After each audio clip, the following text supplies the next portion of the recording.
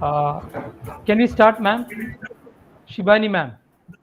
Shall we Yes, start? sir. Yes. Please go ahead. Okay, 1 second. Maybe in 1 minute we start. Okay.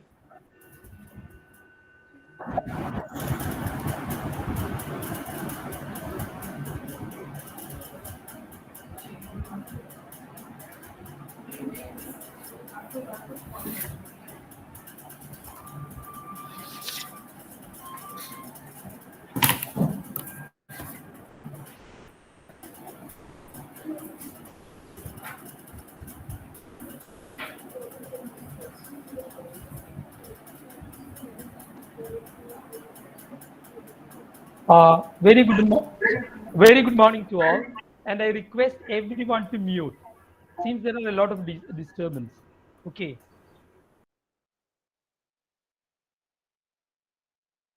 Slide share कर दूँ तो Okay.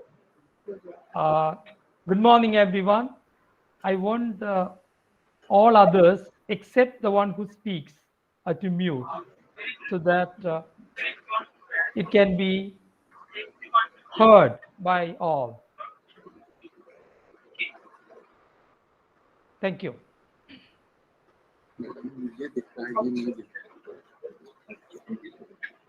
So we begin.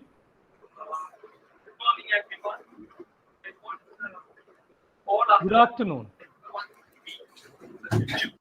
And welcome to the day 2 of Virtual International Conference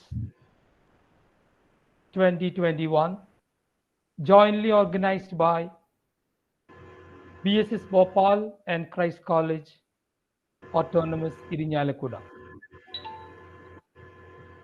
Yesterday, as we all know, was a hectic day with around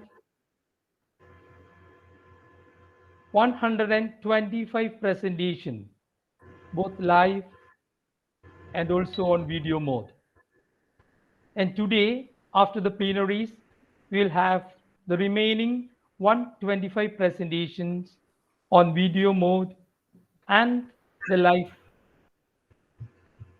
And now, video mode presentations have already started. So, wishing you all a wonderful day of learning, discussion, and deliberations. It's my pleasure to invite and welcome you all to day 2 of the 2-day virtual international conference on world literatures, language, and cultural studies in English. We have 3 plenaries today. The first one is by Dr. Rasha Yusuf of American University in Cairo, Egypt. Second is by Lalita Muti, co-founder of Business Communication Facilitators Association of India. And third, by Dr. Muralidharan Sarayu, a senior faculty of Chetana College of Media and Performing Arts, Kerala. The deliberations that we had yesterday must have thrown light much into language education and culture. And today, the 3 plenaries will mainly concentrate on literature and cultural studies. With this short introduction and welcoming you all again to the second day of 2-day virtual international conference, I invite Dr. Anusha to introduce our first speaker, Dr. Rasha Yusuf.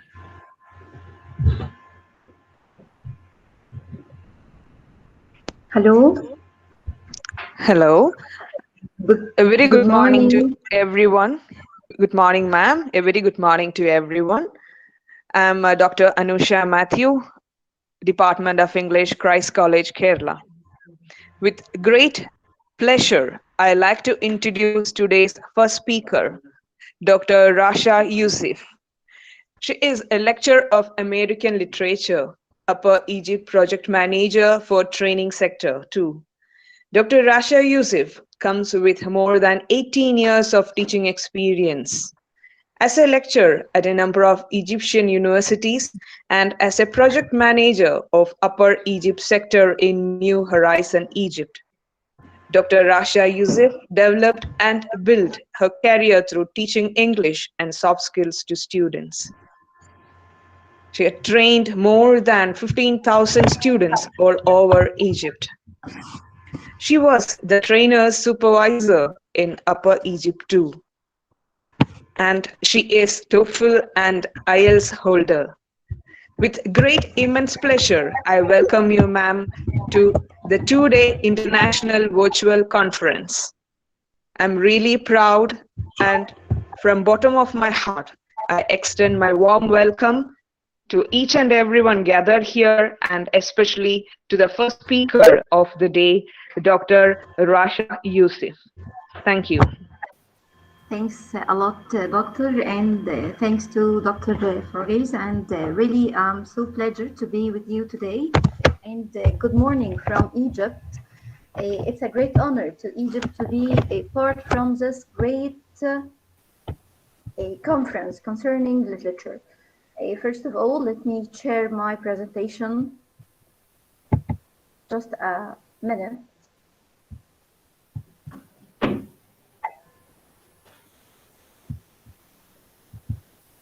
Can I share my presentation, please? Yes, Dr. Rasha, you can share it. Okay.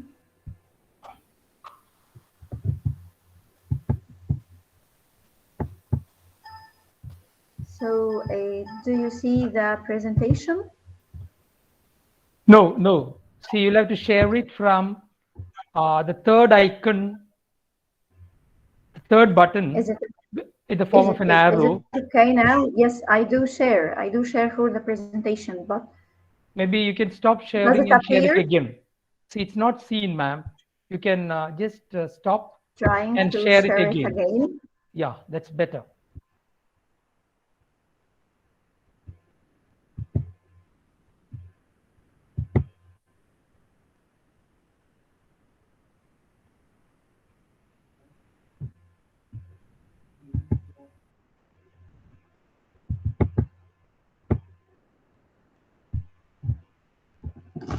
I'm trying to share it, by the way.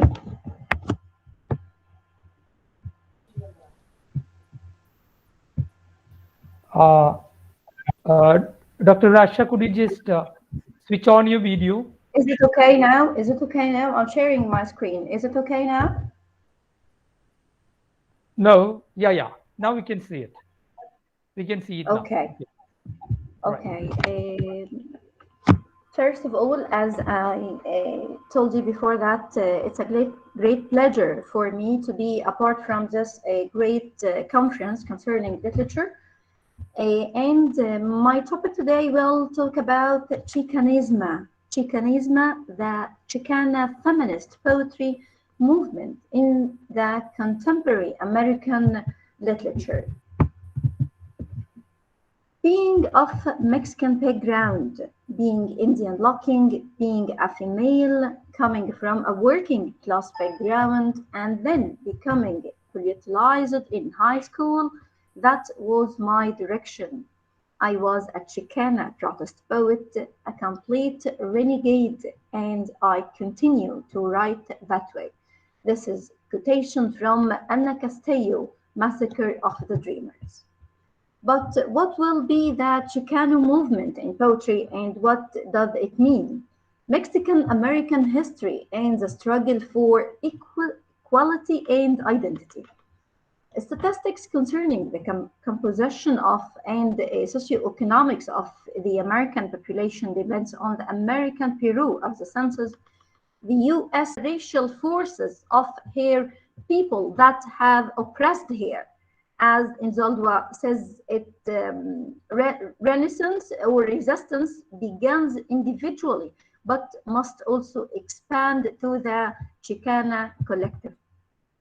Chicana or Chicano, by the way, directed their energies to trying to gain power by creating community and political organization that would address Chicano or Chicana, both for female or male, issues.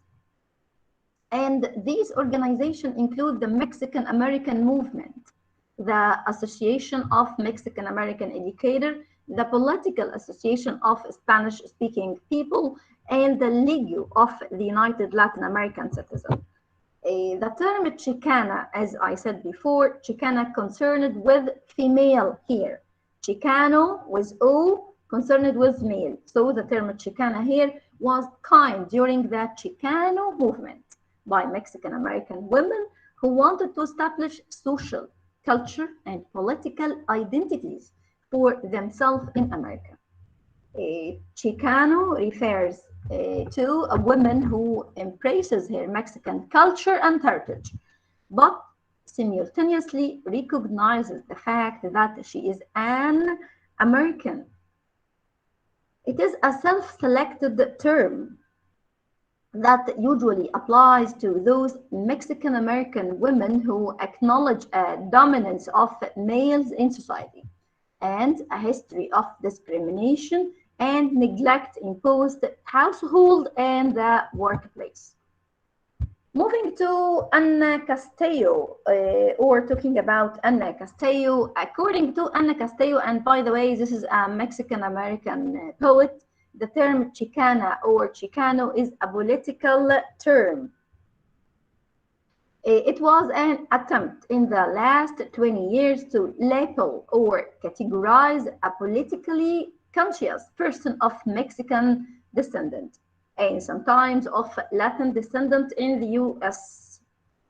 Ana Castillo stated that it is okay to be bilingual, and it's okay also to be proud of your Mexican heritage, your Indian heritage. It's okay to go out and celebrate the Mexican Independence Day parade. It's okay to love eating Mexican food. Castillo also says in Massacre of the Dreamers, and this is one of her book concerning essay concerning her Chicano, while I descended from Mexican American lineage, the fact that I was born and raised in the United States, a descendant of 1 and 2 generations of migrants from Mexico, and was raised in the inner city of Chicago. By the way, Ana Castillo have an Indian ancestors, mean that I have been completely alienated from indigenous connection to the Americas. I was born, raised, and spent most of my life in America.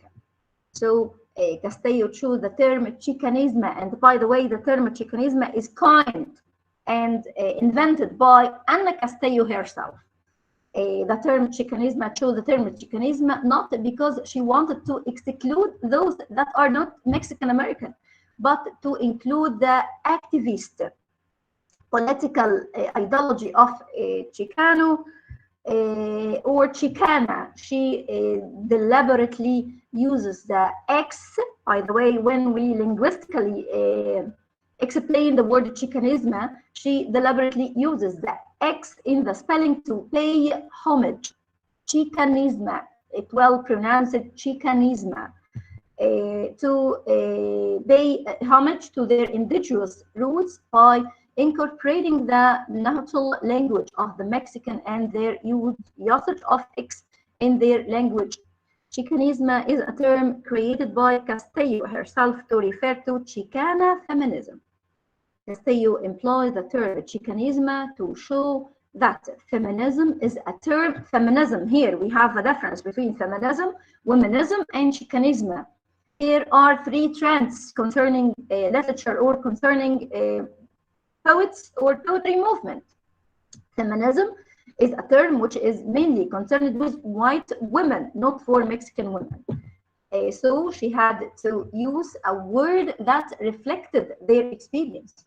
Thus, she combined Chicana and feminist and became Chicanismo. This idea is very important to Castillo, who says it's our task as Chicanists to not only reclaim our indigenous, but also to insert the forsaken feminine into our consciousness. It is important to realize that many women of Mexican descent call themselves Mexicans Latins, Mexican American, or even Hispanic, for a variety of significant or often personal reasons. Some of them are immigrants. These are third generation, by the way, descendant of Mexico. And some more have been on this land since before the United States has been established. They call themselves different names because they are diverse people. They are students, housewife, factory workers, lawyers, mothers, grandmothers, professors, administrators, educators, and domestic workers. As I told before, and I said about Gloria in Zaldua, right? This land was Mexican once, always will be. Chicana feminism aims at achieving equality for all people, whereas feminism focuses mainly on white middle-class women. Here is the difference between Chicana and feminism. Chicana and feminism. Chicana feminism aims, as I told before, that it aims at achieving equality for all people. Feminism concerned only with white middle-class women. That is why many Chicanas decided they needed their own feminist theories separated from feminism. Delegado Penrell explains, one of the critics explained that Chicanismo is a framework that helps us think about issues that are grounded in social injustice. The movement itself is really about social injustice to communities. A feminism is the belief that men and women are equal and therefore deserve the same rights. Chicana feminism aimed at gaining equality for all people, whereas feminism focused mainly on white middle-class women. As a result, many Chicanas wanted their own feminism theories separated from feminism. With the Chicana movement, women were denied leadership roles and were asked to perform only the most traditional stereotype role, including cleaning, making coffee, executing the orders men gave, and serving their needs. Women also who did manage to assume leadership position were ridiculed as unfeminine. Chicanas want the right to control their bodies and have their own choices concerning them because there is oppression from not Chicano male, but from all the society. Healthcare also should be provided a staff that includes the Chicana and should be controlled by the Chicana community. Also, Chicanas want education that is culturally relevant to them and is free of sexism. Chicanas want education for their children, employment and education go hand in hand. Concerning employment, even when Chicanas do have the required skill, they do not get equal pay for equal work. They are paid less than the Chicano and the Anglo male and less than the Anglo female. The role of the Chicana is typically that of the mother and the caregiver. While the family structure is important to the Chicana, the woman also wants to be recognized as an integrate part of the family and the larger community. Utilizing the talent of women as equals is important. Also, child care is another topic concerning with Chicana, a very important issue to Chicana feminism. Those are the topics concerned with the Chicana feminists, by the way. They want a free child care that is both bilingual and bicultural. As I told before that, all of them torn between two identities, their identity or their original identity, their birth identity and their American identity. Also, they want to be able to seek employment without having to pay large amount for childcare. In addition, they assert that the Chicano community should recognize that childcare is not the duty of the women, but the responsibility of the community.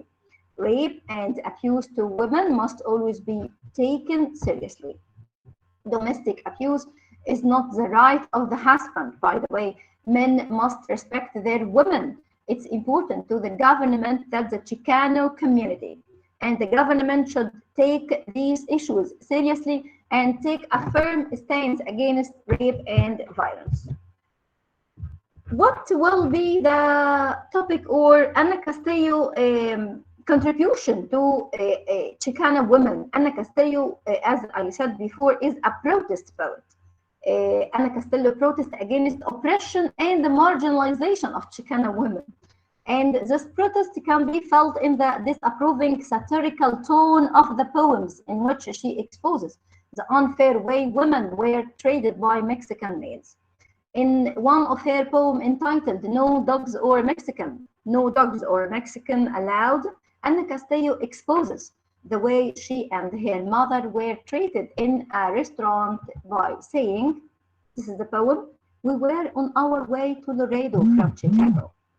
When the bus stopped at a dinner in Texas somewhere, Mommy and I got off quietly while no one took our order. The driver called out, everyone on board, and it was time to go. That was a long time ago. But my memory is probably better than a dog. According to Ana Castillo, this poem, American society believe that Mexican people are not even equal to dogs. Americans have disdained the Mexicans as the extract reveal. Ana Castillo and her mother as Chicana women were treated badly on their way from Chicago to Laredo. The bus has stopped at a restaurant. Castillo describes their getting off from the bus like a captured person. She emphasizes her feeling by forming the word unobtrusive, which means unnotable and invisible in an unpleasant way. Also, Chicana women suffer from oppression, as I told before, by their main opponent. Different from white feminism, Chicanism supports brown women in their fight against gender prejudice as well as racial discrimination. Castillo continues to explain her dissatisfaction at male treatment of women. She says in one of her poems entitled, How Does It Feel to Be Cruel to a Woman? How does it feel to be cruel to a woman? To lift her up in front of her children? To have them shout? She wants you out of the house. Here, Castillo makes an imaginary scenario about how a Mexican man deals with his wife. Castillo schools the Excuse me, women. Rasha. Excuse me. Can you wind up in 2 to 3 minutes? Okay. Please go ahead. So let's go to the our conclusion. Chicanas have fought side by side with their men in the struggle for equal opportunities in all areas of American life. Unfortunately, the major emphasis has always been on opening doors of opportunity for the Mexican American male. The female, in a sense, fights the battle but doesn't share in the spoils. Consequently, the Chicana's investigation of her pain allows her to get the essential self-knowledge and build a unique identity. Therefore, Castillo understand and experience with painful makes her reach an awareness of the source of oppression. Also, we can say, or furthermore, Castillo understands and experience with a painful makes her reach an awareness of the source of oppression, forming the basic of such suffering. Ana Castillo says in Massacre of the Dreamers also, the woman in the United States who is politically self-described as Chicana, mestiza in terms of race, and Latin or Hispanic in regards to her Spanish-speaking heritage, and who numbers in the millions in the United States cannot be summarized nor neatly categorized. And this is Massacre of the Dreamers, one of Castello's scope. And thanks a lot, Doctor. I finished my presentation. Thanks a lot. I have Thank you. finished. Thank you, Dr. Rasha, for explaining us about the Chicano feminism and Yes. the difficulties that the women of Mexican communities were facing. Okay, let me ask, see, any questions? See, we may take, Dr. Rasha can take maybe 1 or 2 questions. If you have any questions, she'll take it now, or else we move on to the next presenter. See, I don't see any questions here, even in the chat box. Okay, then thank you, Dr. Rasha. Stay with us. Thanks a lot. Maybe by the time we end the plenary sessions altogether, there may be some questions. Okay, now, thank you very much. Now we have the second speaker, Professor Lalitha Murthy, and she's a co-founder of Business Communication Facilitators Association of India. And the title of the talk is quite interesting. The Elephant in the Room, Language and Culture and Business Communication. So maybe from literature to communication studies. And before she starts, I invite Dr. Anusha to introduce our esteemed speaker. Once again, hello everyone. With great privilege, I'd like to introduce the next speaker, Professor Lalitha Murthy. Talking about her, she has been a business English consultant and trainer with various companies since April 2020. She has been a member of International Association of Teachers of English as a Foreign Language since 2005. She has presented at many international conferences and is considered as an expert on business communication and intercultural communication. With immense pleasure, I welcome you, ma'am, to the session. And we are really happy to have you on this platform. Welcome you, ma'am. Thank you. Thank you, Anusha. Let me see how I do, because I'm not very good at technology. But let's see how that I'm not able to share the... I have to keep the window open, I think, and then share, is it? 1 second. Yes. Yes, now share. Share window. There it is. Good morning to all of you. Ma'am, it's not, fine, ma'am. Yes, ma'am. Can I start? Am I visible now? Yeah, it's visible. You're audible and the slides are visible. Okay, fine. This is a very interesting topic, elephant in the room. I thought I'll deal with it last, but let me start it in the beginning, because elephant in the room literally means a situation where people are uncomfortable or do not know how to interrupt or say something, which could cause a breakdown in communication. Anyway, so I'll explain more about this. And today I'm really happy to be a part of all of you. And I'd give about 25 minutes. I time myself, and then 5 minutes for questions. Apart from that, any of you, any other questions to ask, you can always write to me. I've given my email ID at the end. Let's start off language and culture in business communication. We've had yesterday a fantastic talk by 2 plenary speakers. I listened to Alok Chatterjee, I think the person who spoke in Hindi, and he spoke very well. And I thought, do you really need English to speak?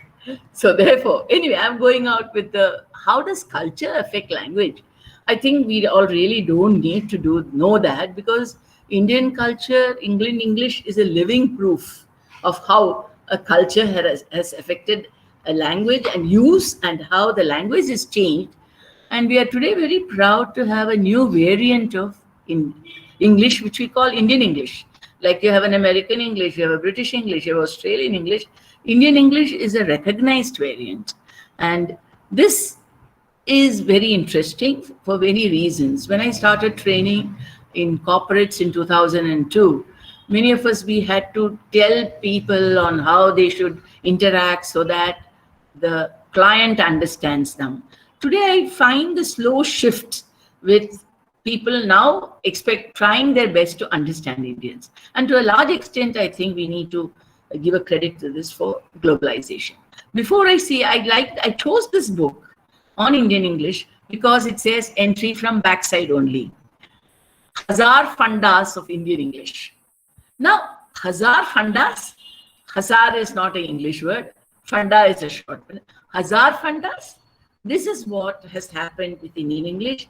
Not just that Indian English has developed new words, English words has crept in vernacular, Hindi, English, or other words have crept into English, and English words have crept into Indian languages. A very simple example. You know, in Bangalore, where I live, and in Kannada, a very famous saying is, Swalpa adjust madi, meaning please adjust a little. For which, adjust is an English word which has been accepted and adopted in Kannada.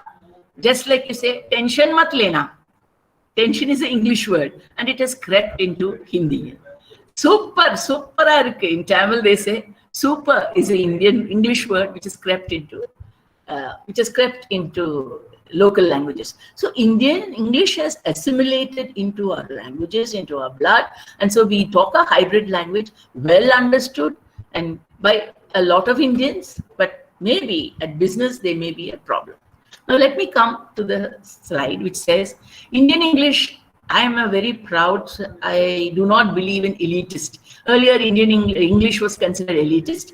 I think now Indian English is just a means of communication, a language of communication, especially in business, because it's not only business with foreign countries, even business within India. We have a number of people who need to speak English. For example, you go to your hairdresser, you find a lot of people from Northeast. They're very comfortable in Hindi and in English. You find your courier boys. Many of them need to know, apart from the language, apart from their local language, possibly Hindi and a smattering of English. So English is here to stay. It may not be the British English or the American English, but definitely Indian English, and I'm very proud of that. So how has Indian English affected business communication? How has business communication coped with Indian English, or how has Indian English coped with business communication?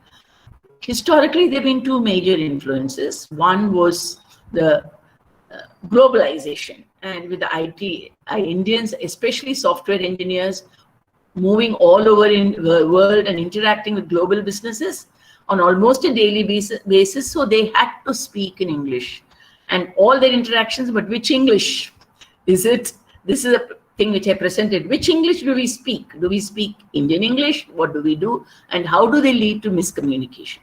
The second major influence on business communication is technology and the World Wide Web. The world has become a smaller place due to virtual communication, and we have a number of social media, which is a part of all our lives today. Virtual communication is the order, like even today we are doing virtually. There's hardly any face-to-face communication after the pandemic. And has communication changed because of media? Now, we've talked about the development of Indian English. I'm not talking much about that because all of you are experts in English, and I'm sure you know that. Let's go to the next slide, which I'm going to talk about culture. What is culture? See, when we talk of culture, we talk of national cultures, cultures of Indian culture, we talk about the British culture, we talk about the American culture. But there are various levels or facets of culture. But for the present, we are going to take on national cultures and how it affects business communication. Culture has been defined as the software of the mind. Gert Hofstede has defined it as a software of the mind.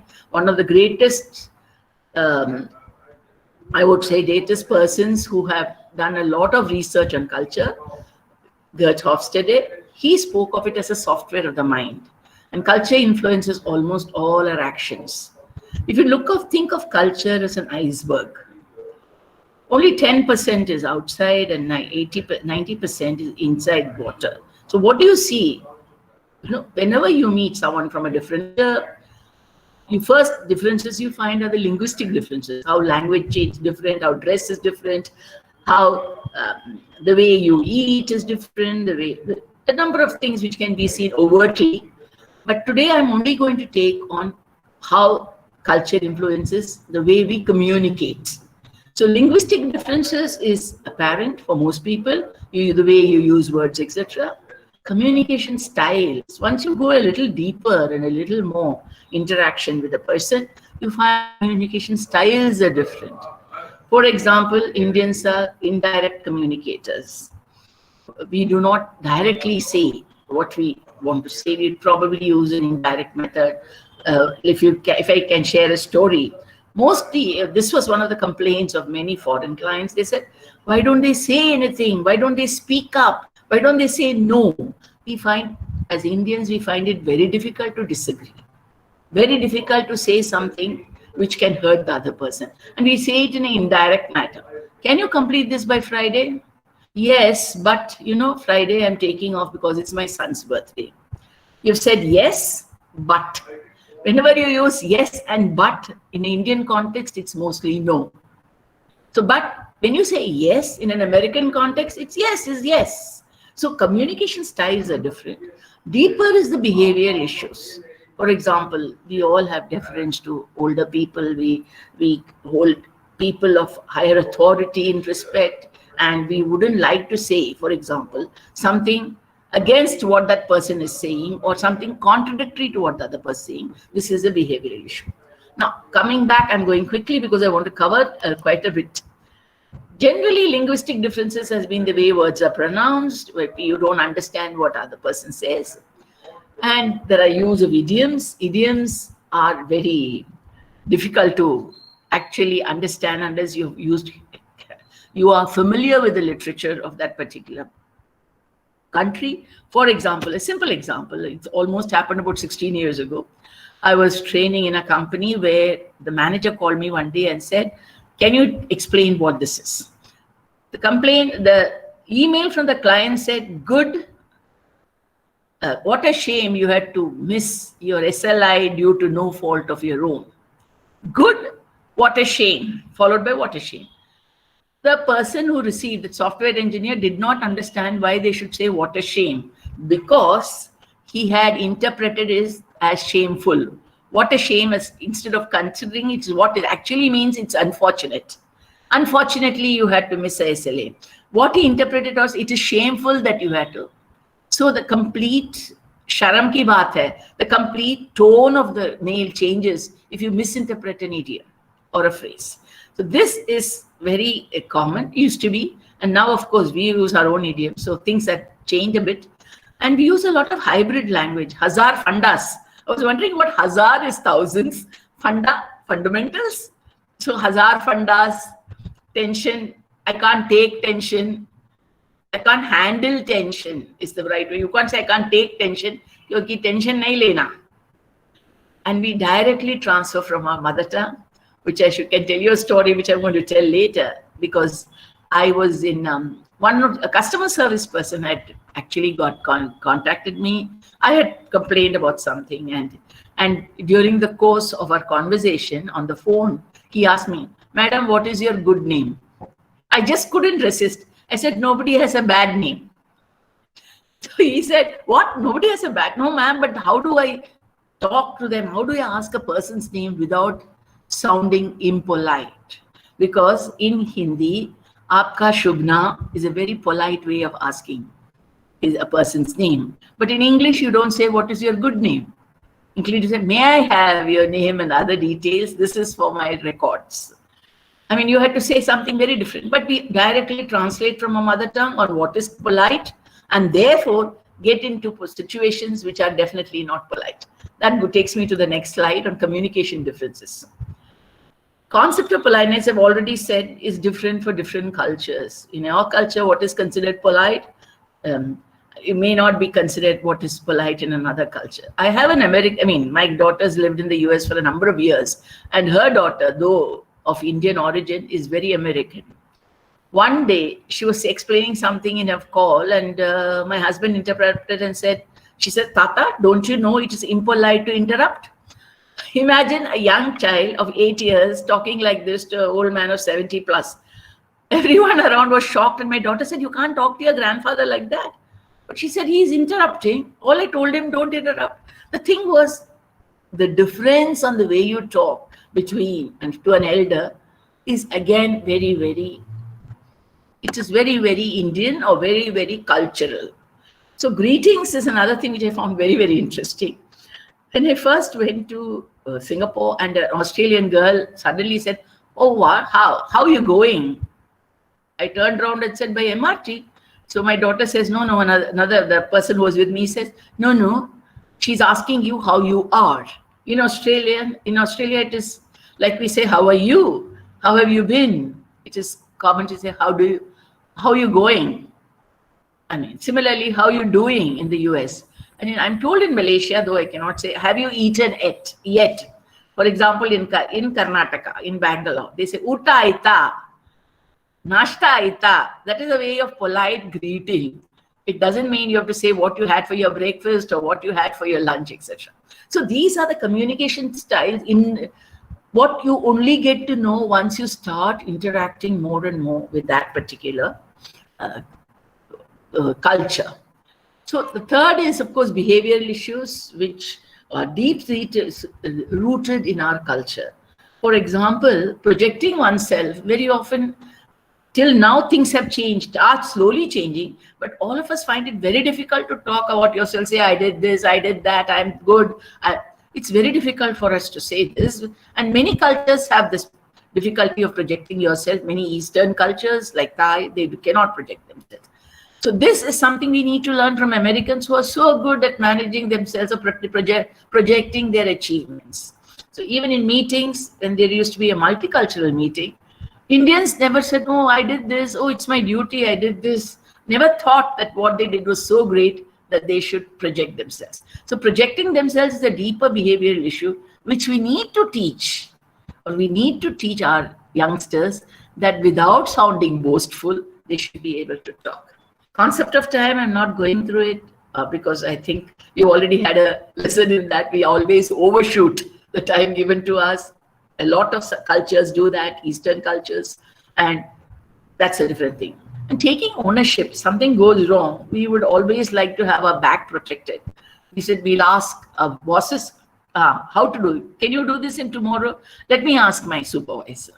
So taking ownership is another behavioral issue which people find very difficult to do. Of course, all of them are not what you'd say final.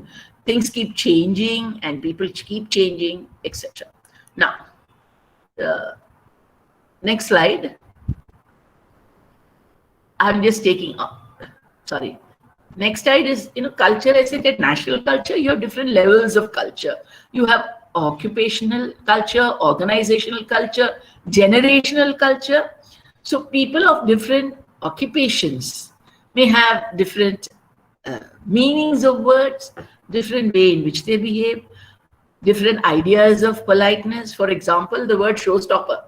Showstopper in the fashion industry means, or in acting, it's somebody so good that it is the best piece is a showstopper. While in the IT industry, a showstopper is an impediment which stops the show from going on. That is, it's a bug, which is a showstopper. Similarly, delivery. When I first started, training in 2002, 2003, for me, delivery in the IT sector means delivery of a module. Today, it is very common, delivery of product. In those days, my mind was always associated delivery with medicine and a mother delivering a child. So to me, it took some time. So different words, same word can have different meaning for different occupations and organizations. Copy is something which generally happens because copy is in maritime culture means yes, agree. That's it. Okay. And now we move into this example, which I wanted to say. I think I'll just skip this example because I don't think we'll have time. Generational differences, use of, 1 second, please. Somebody has come, can you pick it up, please? Somebody's ringing the bell. Somebody's ringing the bell. Somebody is ringing the bell.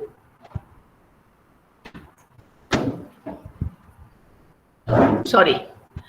Generational differences, different levels of culture. You have, awesome is a word which everyone uses today.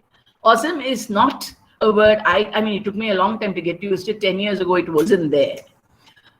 Abbreviations, could, should, use of emojis in your writing, use of social media for sharing your everyday experiences. All these are what the younger generation is very good at, and the younger generation doesn't. But how relevant are they to business communication? I would like to discuss that.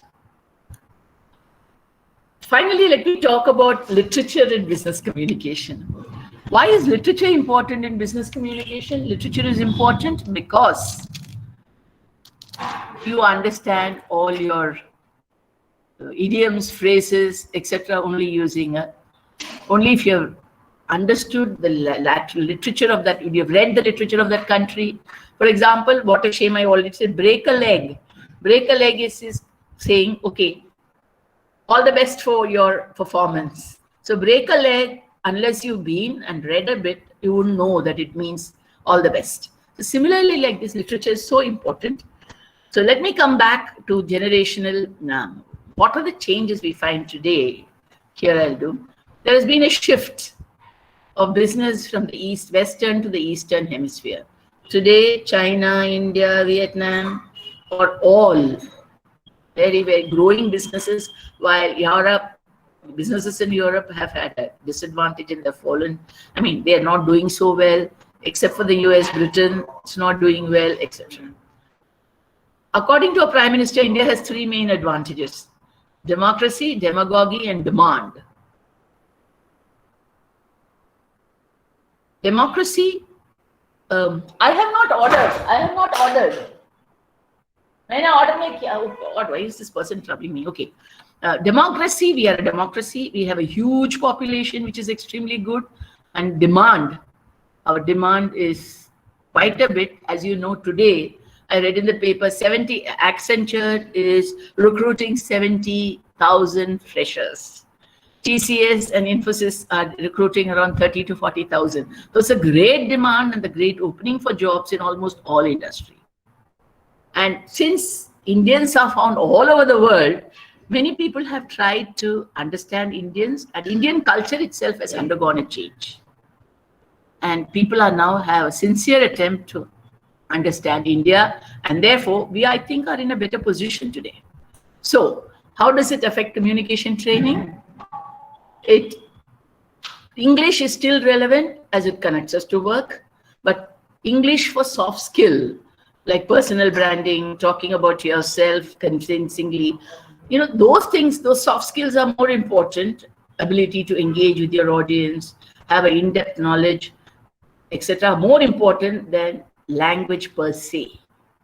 Visual appeal, because of the new generation, use of social media to engage with your clients is important. And communicate in a clear, concise, engaging manner is what we need to teach our students, both oral and written. It should be concise, it should be clear, and it should be engaging. So I think we should focus more on confidence and accuracy of content, not necessarily linguistic accuracy. And finally, why the elephant in the room? Why the title Elephant in the Room? See, Helen Spencer Otis said, interpersonal communication is just not transactional, but interactional. It means that when you communicate, you're not just talking words and business, you're actually dealing with feelings of people. So while we communicate, we may hurt people and thus break trust. And trust building is very, very important in business. So the problem of communicating across cultures, many unconscious, treading on toes, people can sense but are often embarrassed and unable to talk openly. And therefore, communication bloopers are an elephant in the room. Thank you for listening to me patiently. I'm open to questions. And if you wish to get in touch, these are mine. lalitamurthy@gmail.com is my address. And my website is communication and culture and beckfi.com. Thank you. Thank you very much. Thank you, ma'am. Thank you, ma'am, for that very interesting and engaging lecture. It was I in hope I fact kept to my really- time. Yes. Exactly 30 minutes. I was timing You myself. have kept your time, and it was quite interesting and engaging. And we understood what exactly is this elephant in the room. Okay, so thanks for that. We can take questions. We can take one or two Yes, yes. questions. Anyone Okay. interested can ask me a question. Yeah. If there are questions on YouTube, of course, that will be read out to you, or else those who are attending on Google Meet can unmute and ask their questions. Okay, and since it was all about communication and also the difficulties often that we face and how culture, in fact, is associated with a communication, is quite interesting. Questions, please. Hello, ma'am. Can you please explain again the concept of, like, I understood the concept of elephant in the room, but I would like to know from you what very often is an elephant in a room in the Indian context. Okay. See, I'm talking about the business context, especially, more than the other ones. But context is this, that when like today's example, see, the earlier presenter exceeded her time. And I'm a person who believes in exact time, fitting to the time limit. How do I tell her politely without hurting her? Very often in a room, something happens. Like, for example, somebody rang the bell when I wasn't expecting. How do I handle those interruptions? The elephant in the room, the business context, that someone's showing a slide which is really not relevant. How do you tell the person that this person is showing a slide? How do you ask in a culture? For example, let me give you this example, which actually somebody shared with me. A lot of Indians have arranged marriages, and we are pretty happy. And it's very difficult for Westerners to understand the concept. And it's not wrong. I personally had an arranged marriage. So how do you ask a person, are you planning to go for an arranged marriage? Why do you think arranged marriage is okay? This is a very personal question. It's very, very difficult to answer in a general context if you're a foreigner visiting in India. In a business setting, you can't say, I'm sorry, what you're saying is not correct. Yes, ma'am. So it is elephant in the room is those situations where talking becomes very difficult, but everybody is aware that there is a problem. Yeah. Now it's clear. Thank you so much, ma'am.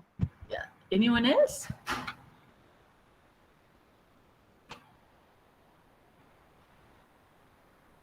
Anyone else?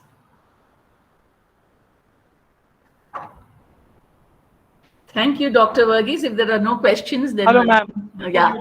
There's one more question in the chat box. Okay, fine. It's in the Google Meet I'll just chat take box. it. Yeah, it goes like this. How do you see the transformation of global culture? Yeah. See, my own take on this is India is becoming very important because our businesses are growing.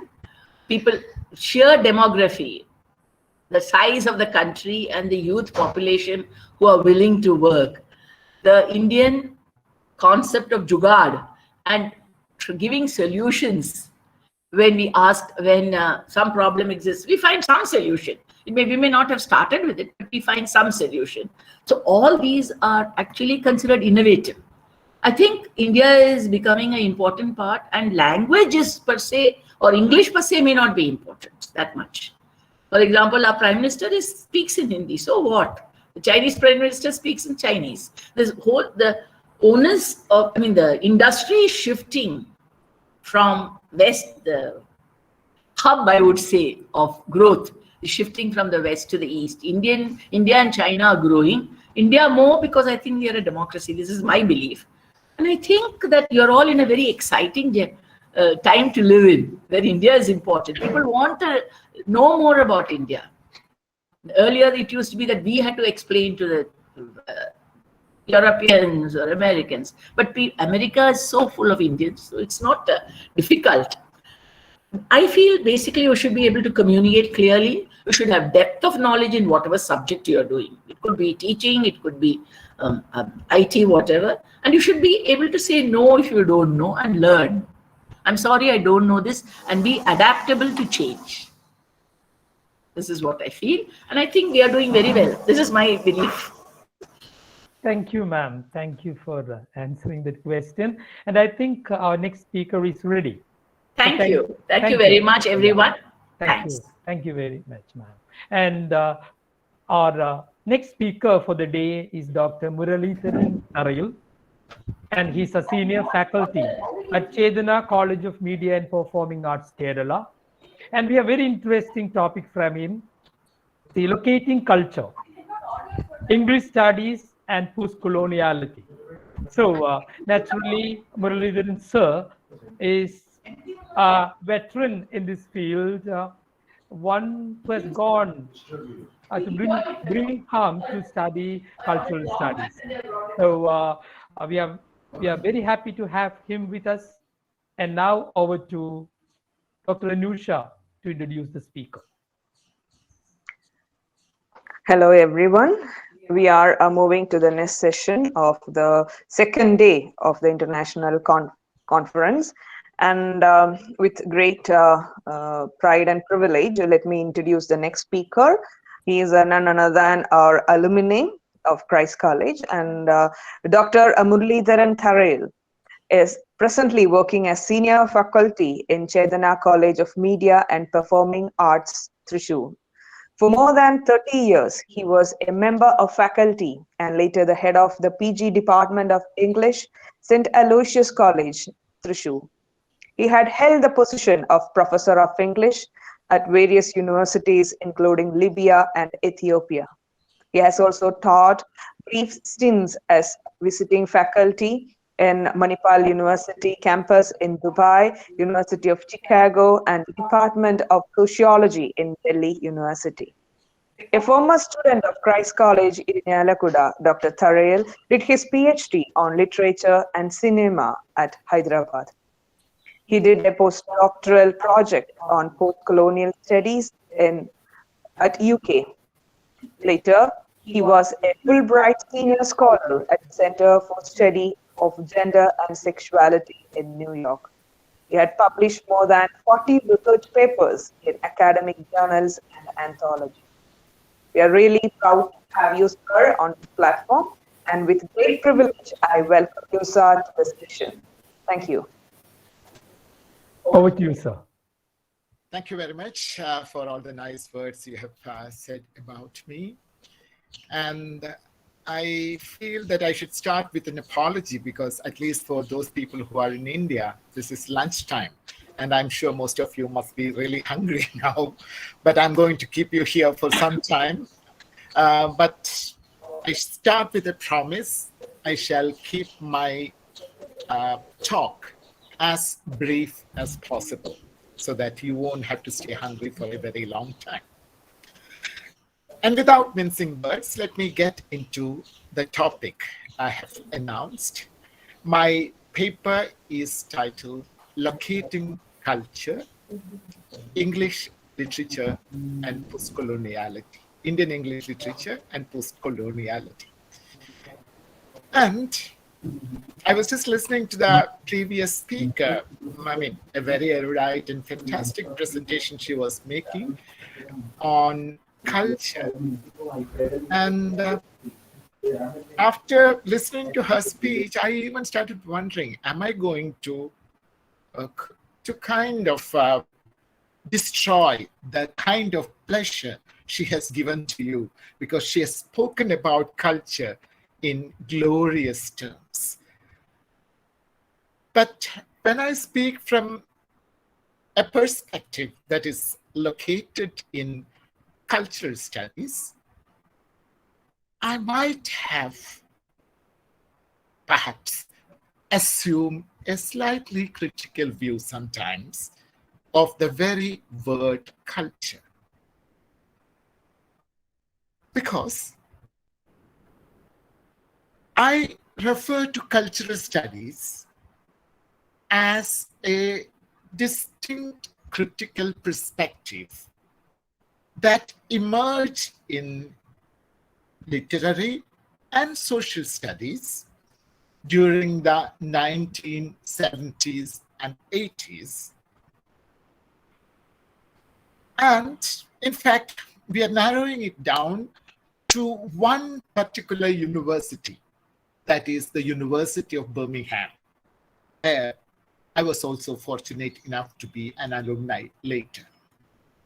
So what happened in this University of Birmingham during the 1970s and 80s? As I told you, it all started from one specific university. But you can also see that in the 3 or 4 decades after that, cultural studies has literally taken over English literary studies. In fact, what started from Birmingham spread like a wildfire. And in the half century or so that has followed, now in every corner of the world where English literature is being taught, the cultural studies perspective continues to be one of the most popular way of approaching literature. So what did this cultural studies do to impress people so much? And what is it doing to our imaginations about Indian culture? These are the 2 issues that I am trying to raise in this brief presentation. Now, I must also say that there is a bit of a prehistory for cultural studies. We know that during the 1930s, when the Weimar Republic, the former German Republic, was established, and due to the rise of fascism in different parts of Central Europe, when many scholars moved to the city of Frankfurt, and many of them became part of the Goethe Institute in the University of Frankfurt, they had established a school for the study of social sciences. And many historians locate the beginning of cultural studies in this Frankfurt school. Especially well-known scholars like Adorno and Horkheimer were part of that school. And they were perhaps the mavericks who initiated critical analysis of the social processes. In fact, their focus was to a large extent on the spread and the spread of capitalism through different cultural artifacts, how capitalism was empowering itself and grabbing the whole world through the power of cultural artifacts, films, stories, literature, television programs, and all those things.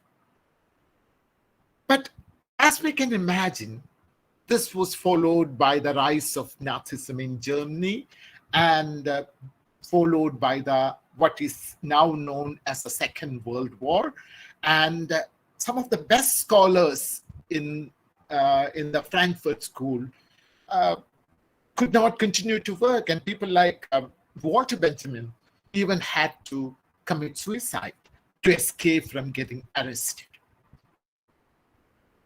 So, even though today we say that cultural studies is something that started in Britain in the 1960s and 70s, I think it's important for us to pay respect to this earlier attempt to initiate critical examinations of culture.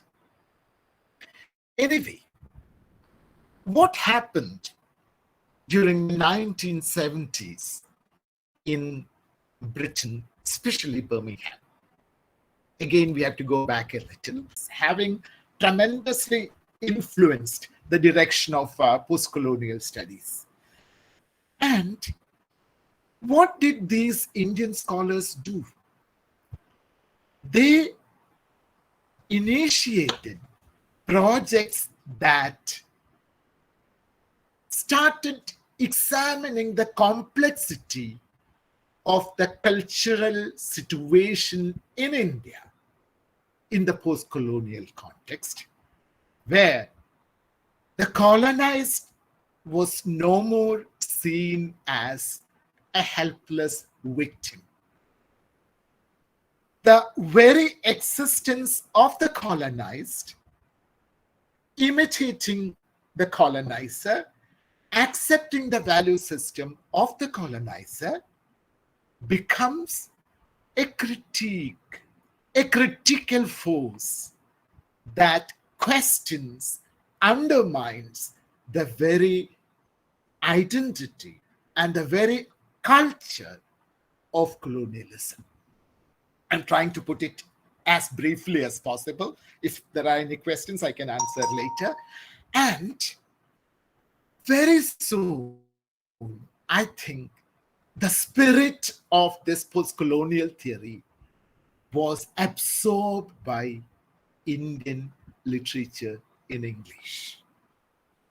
And in my opinion, this is what makes Indian literature extremely interesting in the present context. Because current Indian English literature is theoretical. Maybe the individual writers may not have engaged with theory, but that is inherently theoretical. And perhaps they constitute the most powerful critique of Eurocentrism or a Western-centric way of thinking. And that is why today Indian literature is being taught and studied in literally all parts of the world. Maybe I'll stop here because the time is running out. I've already taken 4 minutes more. And maybe somebody, if there are questions, I'll be happy to answer. Thank you. Thank you very much, sir. I think there'll be questions, no doubt. So the presentation was really interesting and also inspiring. So, and those who are in the Google Meet can just unmute and ask the question. Okay. So let's have a bit of interaction. Better unmute and ask questions. And if there are any questions on YouTube, that will be asked by me. In fact, I'll carry this side. Otherwise, those are on. There's already a question. Maybe can I answer that? My okay, sure. Can't we classify these different cultural standards as traditional and modernized? Yeah. But some will be traditional, some will be modern. But the moment we use the term culture to refer to them, that gives them a kind of a normative status. And it is the ideology of the normative status that then evades getting examined. You understand? The moment you term something as culture, then the inherent politics of that culture does not become, actually it becomes camouflaged. It is never questioned because, you know, I'm sure the girls here will understand it better than anybody. You are asked to wear a particular kind of dress because it's part of her culture. You are asked to do lead a certain kind of life because it's part of her culture. So what happens is, then how did it come into existence? In what context it come into existence? None of these questions can be raised. It literally stops you there and don't go further. That is the kind of atmosphere generated. And that's why We can call it traditional, we can call it modernized, and the very thing is we need not call it culture. That's it. Because culture should never be and has never been a static social phenomenon. Culture has always been evolving. In fact, I had been doing research on some of the historical aspects of Kerala. And see, when women wore blouse for the first time, they said it's against culture. When the so-called, how do I put it? I mean, so-called lower caste people started accessing education, it was said it's against culture. So see how this is happening all the time. Any kind of change can be checked in the name of culture. When I say this, I'm not saying that any new development happening in the social life is good. We should see what is healthy and what is unhealthy, but it should be based on the realities of our everyday life. Okay, I don't know whether I've sir. asked you a question. Yes, I think you have answered it beautifully. And now it's almost time for the next parallel technical sessions. So thank you very much, sir. And Thank you. from the bottom of my heart, and of course, on behalf of all the organizers, I thank you for this wonderful lecture and for the interaction. Thank you, sir. Thank you. Thank you very much.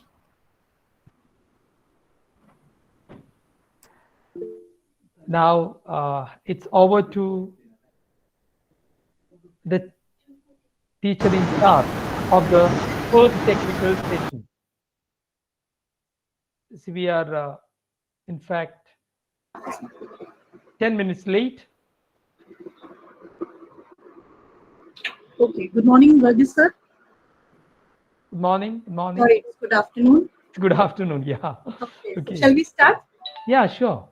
If Okay. the chair is ready, the chair for the session, and also the we teacher have in charge and the reporter. Vinita ma'am. Okay. Vinita ma'am, shall we start? So over to you. Over to you. Okay, fine. So, a very good afternoon to one and all present here. I would like to welcome you all for the technical session 3A live presentation by UGC sponsored 2-day international conference, which is jointly organized by BSSS Bhopal and Christ College, Irinalakuda, Kerala. In this session, we have 7 presenters. Mr. Salim, Dr. Pragati Sopti, Mr. Mohammed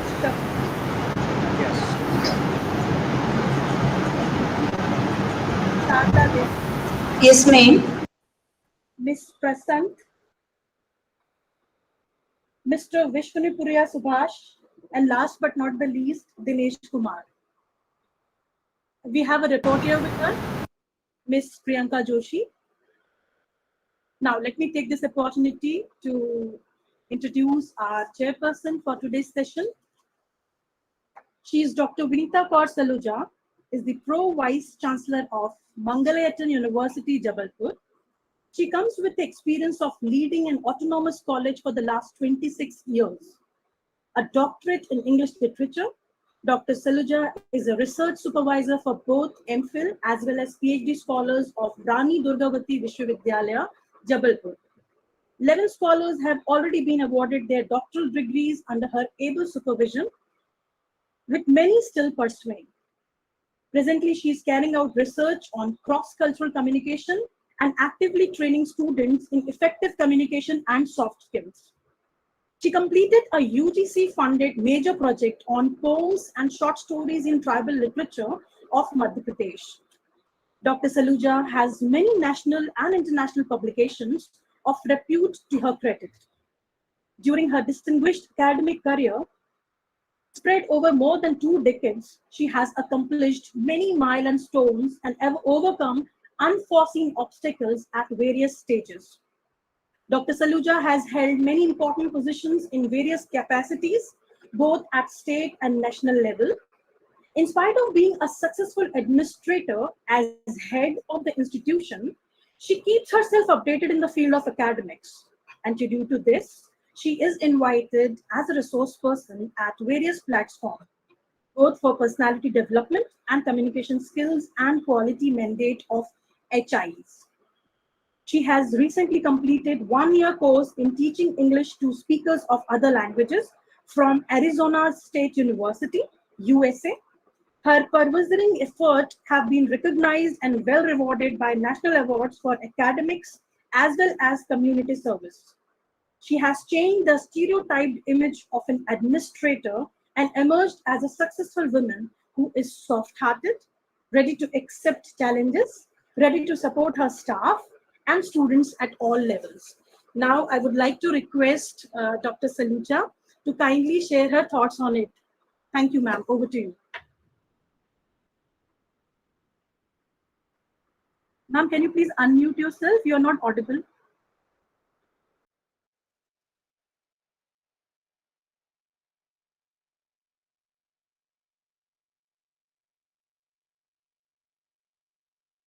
Sorry, ma'am, you are still not audible.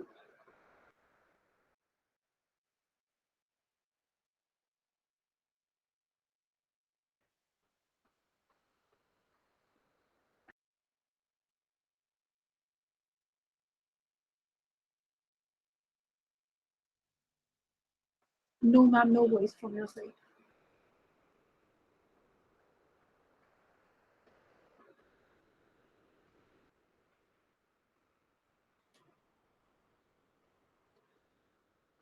Ma'am, you can take your time. We'll wait for you.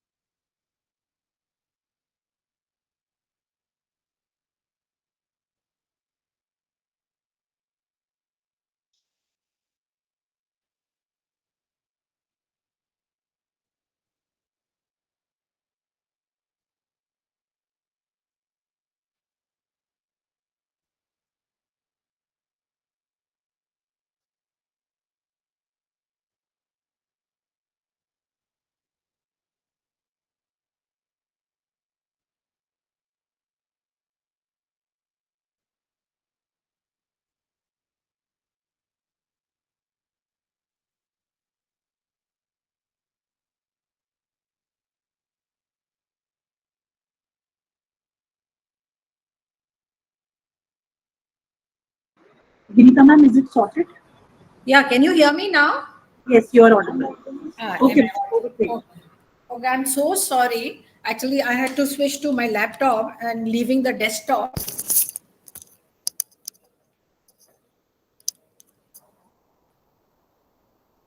Okay, thank you so much, and I'm so sorry for.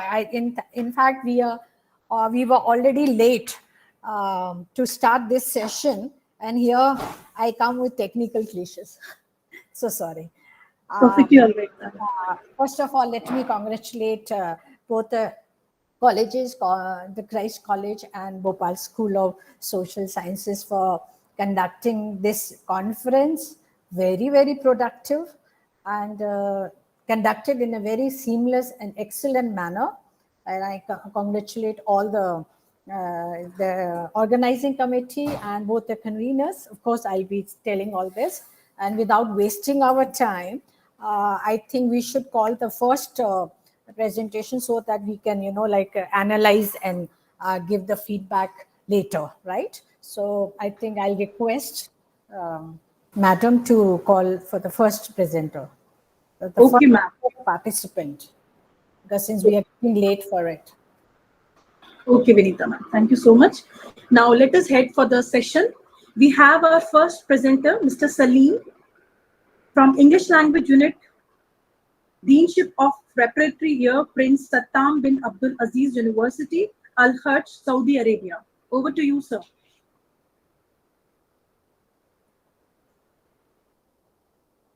Do you hear me? Hello? Sir, are you there? Mr. Salim, are you there? Yes, I'm here.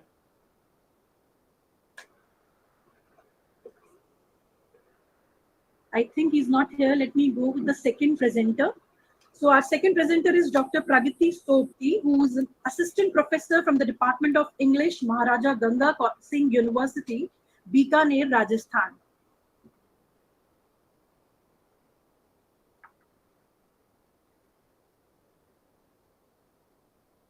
Dr. Pragati Sopti, can you hear me, please? Am I audible? We can see Mr. Salim is also already there. Sir, can you? Am I audible to you? I think there is a problem from your side. Do you hear me now? Yes, absolutely, sir. I'm trying to switch on my camera, but I can't see myself on the screen. Yeah, now it's okay. It's fine. Thank you. So over to you now. I want to share my screen, my PPT.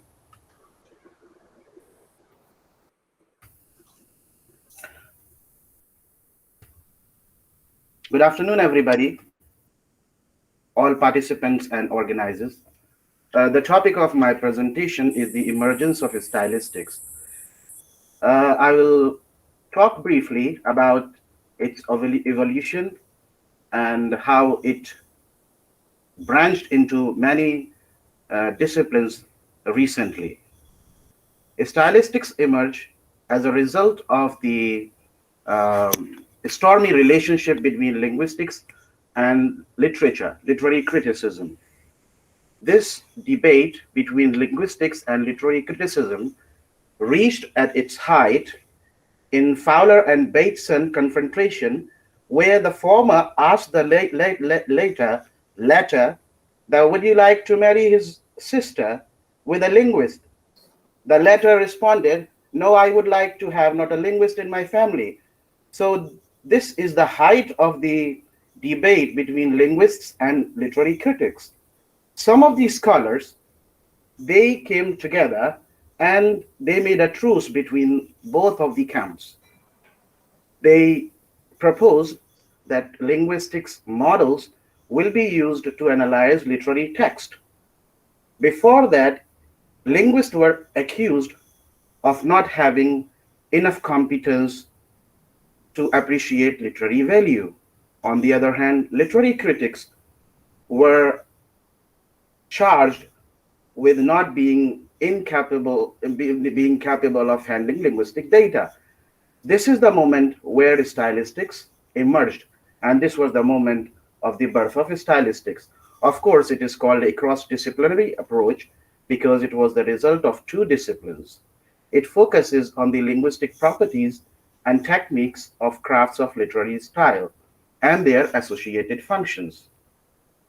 The word style in stylistics comes from literary criticism and sticks comes from linguistics. And according to Widdowson, this is a link or marriage between the two disciplines. Defining stylistics has been very difficult because of the term style. The term style has many senses. It has some meanings from linguistics and it has some meanings from literature. But all stylisticians, they came together and they said that we will investigate language at all levels, including figures of speech, deviations from the norm, foregrounding and parallelism, cohesion and coherence, structural and grammatical patterns at all levels. Because of the term style has many senses, there were many offshoots of stylistics. One of the important one was formalist stylistics. The most important figure in this branch was Roman Jakobson. Another one was functionalist stylistics. M.K. Halliday was the leading figure in this branch. Affective stylistics came into the reaction of functional stylistics, pedagogical stylistics, which uses literary text in teaching of literature, and feminist stylistics, cognitive stylistics too. When stylistics is applied to literary text, it is called general stylistics, and when stylistics is applied to literature, it is called literary stylistics. These literary stylistics can be divided further into descriptive and explanatory stylistics. Explanatory stylistics has two goals, extrinsic as well as intrinsic. This is the diagrammatic representation of these stylistic domains. How does the stylistic function? It analyzes all individual elements together and make a new larger pattern, then combine all of them to produce a theme and its functional significance. Creativity is also studied under stylistics. It is studied under foregrounding, deviations, and parallelism. We have pedagogical significance of studying stylistics or applying stylistics models to literature.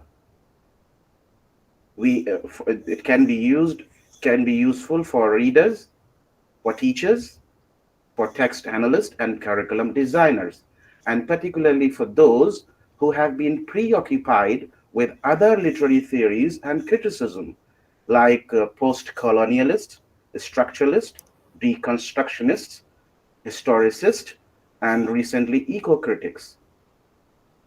This is all about my presentation. Thank you very much. Okay, thank you, sir. So this was Mr. Salim. Now our next presenter will be Dr. Pragati Sopti, Assistant Professor from the Department of English, Maharaja Ganga Singh University, Bikaner, Rajasthan. Her topic would be Echoes from Within, an exploration of Indira Goswami. Did I consume all my time or shall I explain more? Mr. Salim, we will put the questionnaire session at the end. Hello. Ma'am, what do you suggest?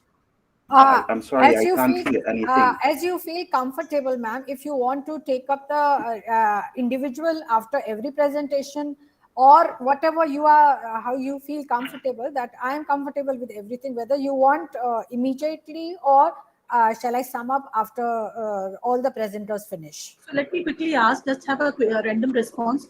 Do you have any question for Mr. Salim? Yeah, now I don't have a question, but Mr. Salim, can you hear me? Mr. Salim, can you hear me? Hello? I think Mr. Salim has some network issues. So let's go with the second presenter, ma'am. Right. So, all right. So I would like to call Dr. Pragati Sopti. Ma'am, over to you.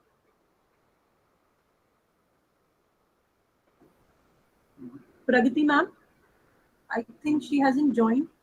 She's not here. Okay, so let me go to the third presenter. This is Muhammad Shafir KP and Dr. B. Kathiristan. He's a PhD research scholar, professor and head Department of English. Can I? May I proceed, ma'am? Yes. Yeah, thank you, ma'am. My name is Muhammad Shafir and B. Kathiristan is my guide and professor and head of the department. And the topic of my paper is The Debris of Decolonization, a study of Indian middle class in Upamanyu Chatterjee's English August, an Indian story.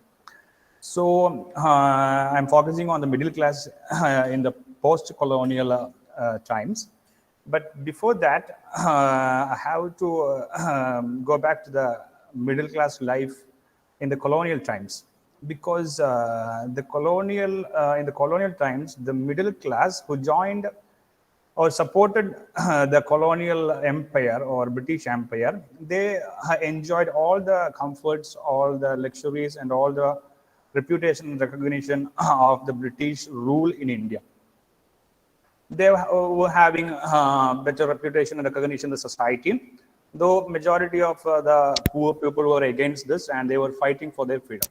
So the poor class, or the class who was, or the group who were fighting against the British, lost everything. Because especially like in Malabar area, the people who were the freedom fighters were crushed with iron hands by the British. But the middle class who were supporting the British and who were engaged in many works in civil service, on all other works of administration and governance, they have all the benefits and comforts.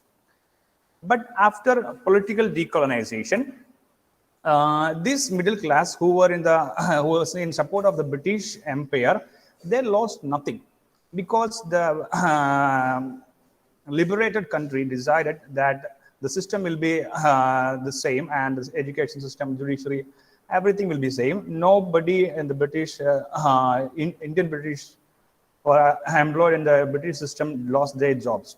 So the middle class of the colonial time just shifted from colonial rule to that of the Indian rule.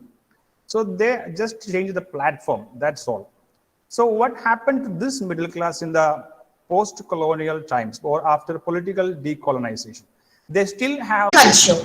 Myth often used with legends, chronicles and folklores in order to shape belief of common people. The West maintained the rich tradition of using myths and folklores in literary works. Greek myth and biblical stories are present in every genre of English literature, and to add profoundness to the meaning of illustrated works. This tradition continued till this modern age from ages ago. The modern artists, poets, and novelists such as T.S. Eliot, W.B. Yeats, James Joyce, and William Golding, etc., use legends and myths excessively in their works. Particularly in India, we find myths and folklores have its own heritage. Indian writers inherit myth and cultivated it in every form of literature, as Indian myth proved to be a genius one. M.H. Abraham defined as myth as if the protagonist is a man rather than a supernatural being, the story is usually not called myth but legend. But the story concerns supernatural beings but is not a part of a systematic mythology, it is usually classified as a folktale.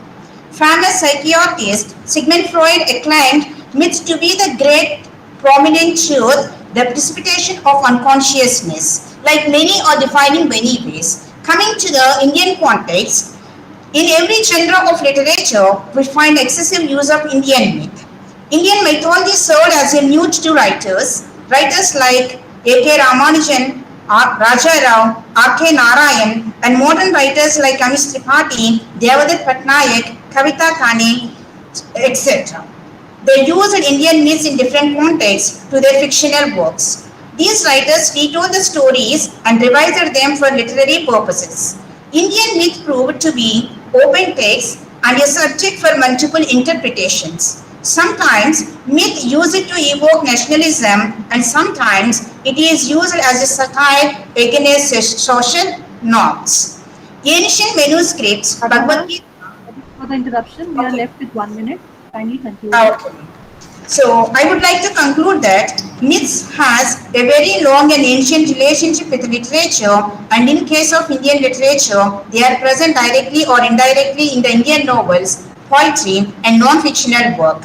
A majority number Indian English fictions and plays are based on myth, as if myth is the answer of every question for the writers. When they wanted to convey a message or to express the philosophy of life, they chose myths as their inspiration. Myths and legends in these works of Indian writers appear to add a new kind of interest and connect them to the age of old rites, customs, and beliefs of Indian people. This is all about my presentation, and thank you. Okay, so this was Miss Sarda Devi. Yes, ma'am. Thank you, ma'am. Thank you, ma'am. Now let us go to the next presenter. This is Mr. Prasanth P.S., who's a PhD scholar from English Kannur University, Kerala, India. Over to you, sir. Okay, thank you. Good afternoon. Can you see my slide? See my presentation? Is it visible? Yes, yes. You can. Okay, thank you. So, my name is Prashant and I'm from Kerala. Sir, you're not audible. Am I? Yes, Yeah, yes. he is audible. Yes, Okay. not. Okay, thank you. So, my name is Prashant and I'm from Kerala. I'm a PhD as a scholar in English from Kannur University.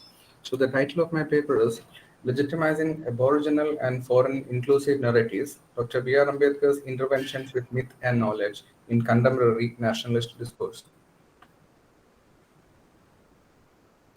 So, introduction. The extreme right-wing political discourse in India often occludes or corrects Aboriginal and foreign engagement with nationalism.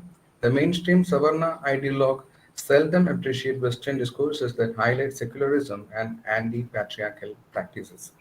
The indigenous anti-Brahminical articulations on inclusion and egalitarianism are also marked as inadequate to define and recognize the so-called Indianness.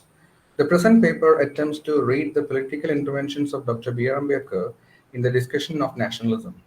It examines the way in which he combines both Eurocentric scholastic approach and mythological discoveries when engaging with the problems of caste system in India. First of all, let's go through Ambedkar's interventions with knowledge, the Western knowledge. Eurocentric knowledge on a secular and liberal trajectory is evaluated by the Hindu nationalist as an external agency that fails to comprehend the real culture orientation of India. Dr. B.R. Ambedkar's intervention with Eurocentric knowledge was an intellectual exercise through which he tried to address and overcome the Indian problem of caste system. The capability or the capacity to articulate knowledge or sustain knowledge in an interdisciplinary channel made Ambedkar think beyond the context of India, incorporating various democratic values that he could find in a number of narratives across the world. The Constitution of India has borrowed many features of other constitutions in the world, but it has a unique spirit. So let's go to the Constitution of India and about the criticism that was challenging as far as the Constitution was concerned. When the Constituent Assembly was passed in November 1949, RSS criticized it severely in the editorial of Organizer on 30th November of that year itself. They argued there was nothing Bharatiya in it, and all the ancient laws of Manu in Manusmriti on the nation was omitted. So I quote Golwalkar, it has absolutely nothing which can be called our own. In 1927, Ambedkar burned a copy of the same Manusmriti while protesting in the Mahat agitation. So the Hindu nationalists see every attack on the conservative Hindutva principles as anti-national. For RSS, Hindu nationalism should entertain the practice of Varnashrama Dharma or Chaturvarnya, the essential notion behind caste system, which is graded inequality in form. So the next one is annihilation of caste that we are going to defer. Ambedkar's education at Columbia University and London School of Economics had already made him a voracious reader and a man of vision. His association with Ferdinand Lassalle, influence of Karl Marx, analysis of Irish home rule and Roman history, etc., made him think critically about social hierarchy in India. He privileges the slogan liberty, equality, and fraternity of French Revolution and refers Martin Luther, Edmund Burke, Prophet Muhammad, Buddha, and even Plato in Annihilation of Caste. So these are all the Western influences that you see in Ambedkar. While differentiating the Indian and European ways of tolerating the social evils, he reaches in a conclusion that exploitation is less entertained by the latter. For Ambedkar, Europe is far effective in consuming violence for equal status. Riddles in Hinduism and revolutions and counter-revolution in ancient India. That's the next work that we want to refer. In Riddles in Hinduism, Ambedkar interrogates the concept of Sanatan Dharma, which is quite political for him. Left Yes, with one. okay. Is there any trouble? 1 minute is left, sir. Okay. I will conclude it fast. So, in Revolution and Counter-Revolution in ancient India, he talks about, let me quote Ambedkar himself, much of the ancient history of India is no history at all. Not that ancient India has no history, it has plenty of it, but all this history are termed to be Brahmanical. So then going to the Hindu mythological festivals, he tells that Onam, Diwali, Holi, and all certain festivals are actually Brahmanic in chord and orientation. And then talking about Ramayana, Mahabharata, and Hindu altogether, he criticizes the character of Krishna and Rama. And he's going to, let's go to the conclusion, that Dr. B.R. Ambedkar makes use of Western knowledge system and his own aboriginal perspective, both addressing the aggrandizing nationalist policy of Hindutva. He never subscribed to any Western or Eastern anti-inclusive notion like fascism or totalitarianism. Ambedkar has become an iconic figure representing the policy of inclusion at a time when Hindutva takes its position as an administrative authority of the nation. It is a historical juncture where Sangha Parivar makes use of all the available texts of Hindutva to propagate and legitimize their political agenda. So the last point is the increasing popularity of the Hindutva texts and narratives which glorify the nation. The notion of racial purity is a threat to the nation. Thank you. Thank you, sir. So this was Mr. Prasant. Now I would like to request the next presenter, that is Mr. Vishnu Priya Subhash from Department of English, Nirmala College, Kerala, India. Over to you. Am I audible? Yes, ma'am. You are audible.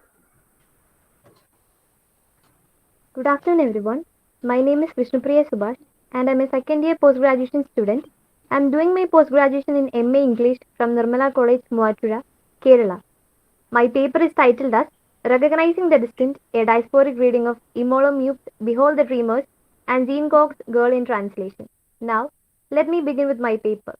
The Greek noun diaspora derives from the verb diasporin, a compound of dia and sphere. The ancient Greeks had used the term diasporian to point out the colonization and to change their empire. In the modern times, the word diaspora is used to describe a community of people who live outside the shared country of origin or ancestry. The language and culture get transformed when they come in contact with other people. India have a long history of migration to many parts of the world. During British rule in India, many Indians had made short trips to England and European countries. The key feature that distinguishes diaspora from the Indian migrants is their consciousness of roots and origin. Diasporic community includes both immigrants and descendants. Many Americans came from the mixed culture and heritage, and thus, therefore, they claim membership in multiple diaspora communities. In recent years, the term diaspora is used as a term to cover all kinds of people, exiles, and immigrant writers who live in the countries far away from home. One of the important aspects of human life is a sense of belonging. Multiculturalism describes about the existence and promotions of multicultural traditions. Multiculturalism also leads to the study of diaspora. Diasporic elements are characterized as the elements found in diasporic writings. Migration has showed a greater sense of adjustment, adaptability, and accessibility. The American diaspora refers to the population of United States citizens who relocate temporarily or permanently to foreign countries. There are a variety of reasons for which Americans might immigrate from the country.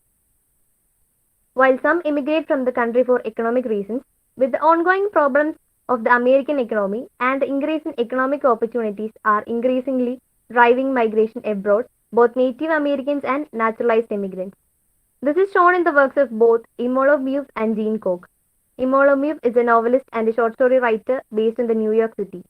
She is known for her debut novel, Behold the Dreamers, which has gained her the PEN Fogler Award for Fiction and Blue Metropolis Words to Change Award. The works of Mibu are drawn from her own experience as an immigrant pursuing the American dream. Behold the Dreamers is a remarkable debut by her. She is a wonderful writer with no false note and no narrative shortcuts. The novel gives out the details of the experience of the New York families during the 2008 financial crisis, an immigrant family from Cameroon, the Jonger family. In Mube's novel, the immigrant family are discomforted with the transition to a new place and they find themselves changing and responsible as it was taken as a fresh take on immigrant experience. Mubi wrote the novel Behold the Dreamers to explain her new understanding that American dream is not accessible to everyone. She also noticed that the black chauffeurs are waiting for the white executives and they also wondered about the intersection of their lives.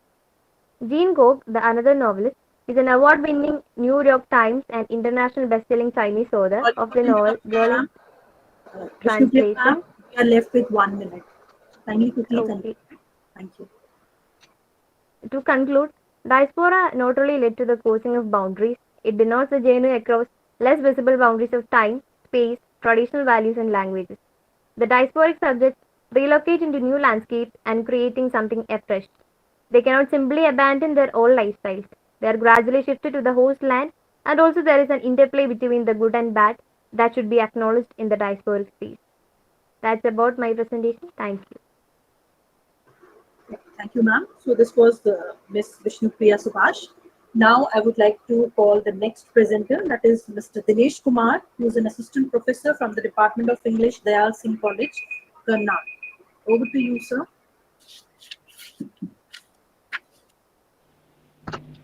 Am I audible, ma'am? Yes, sir. You Yes. are. Okay. So the topic of my paper is Dalit consciousness in Indian novel: a critical appraisal. History testifies the presence of social cleavages in Indian society in terms of caste, class, gender, and many more.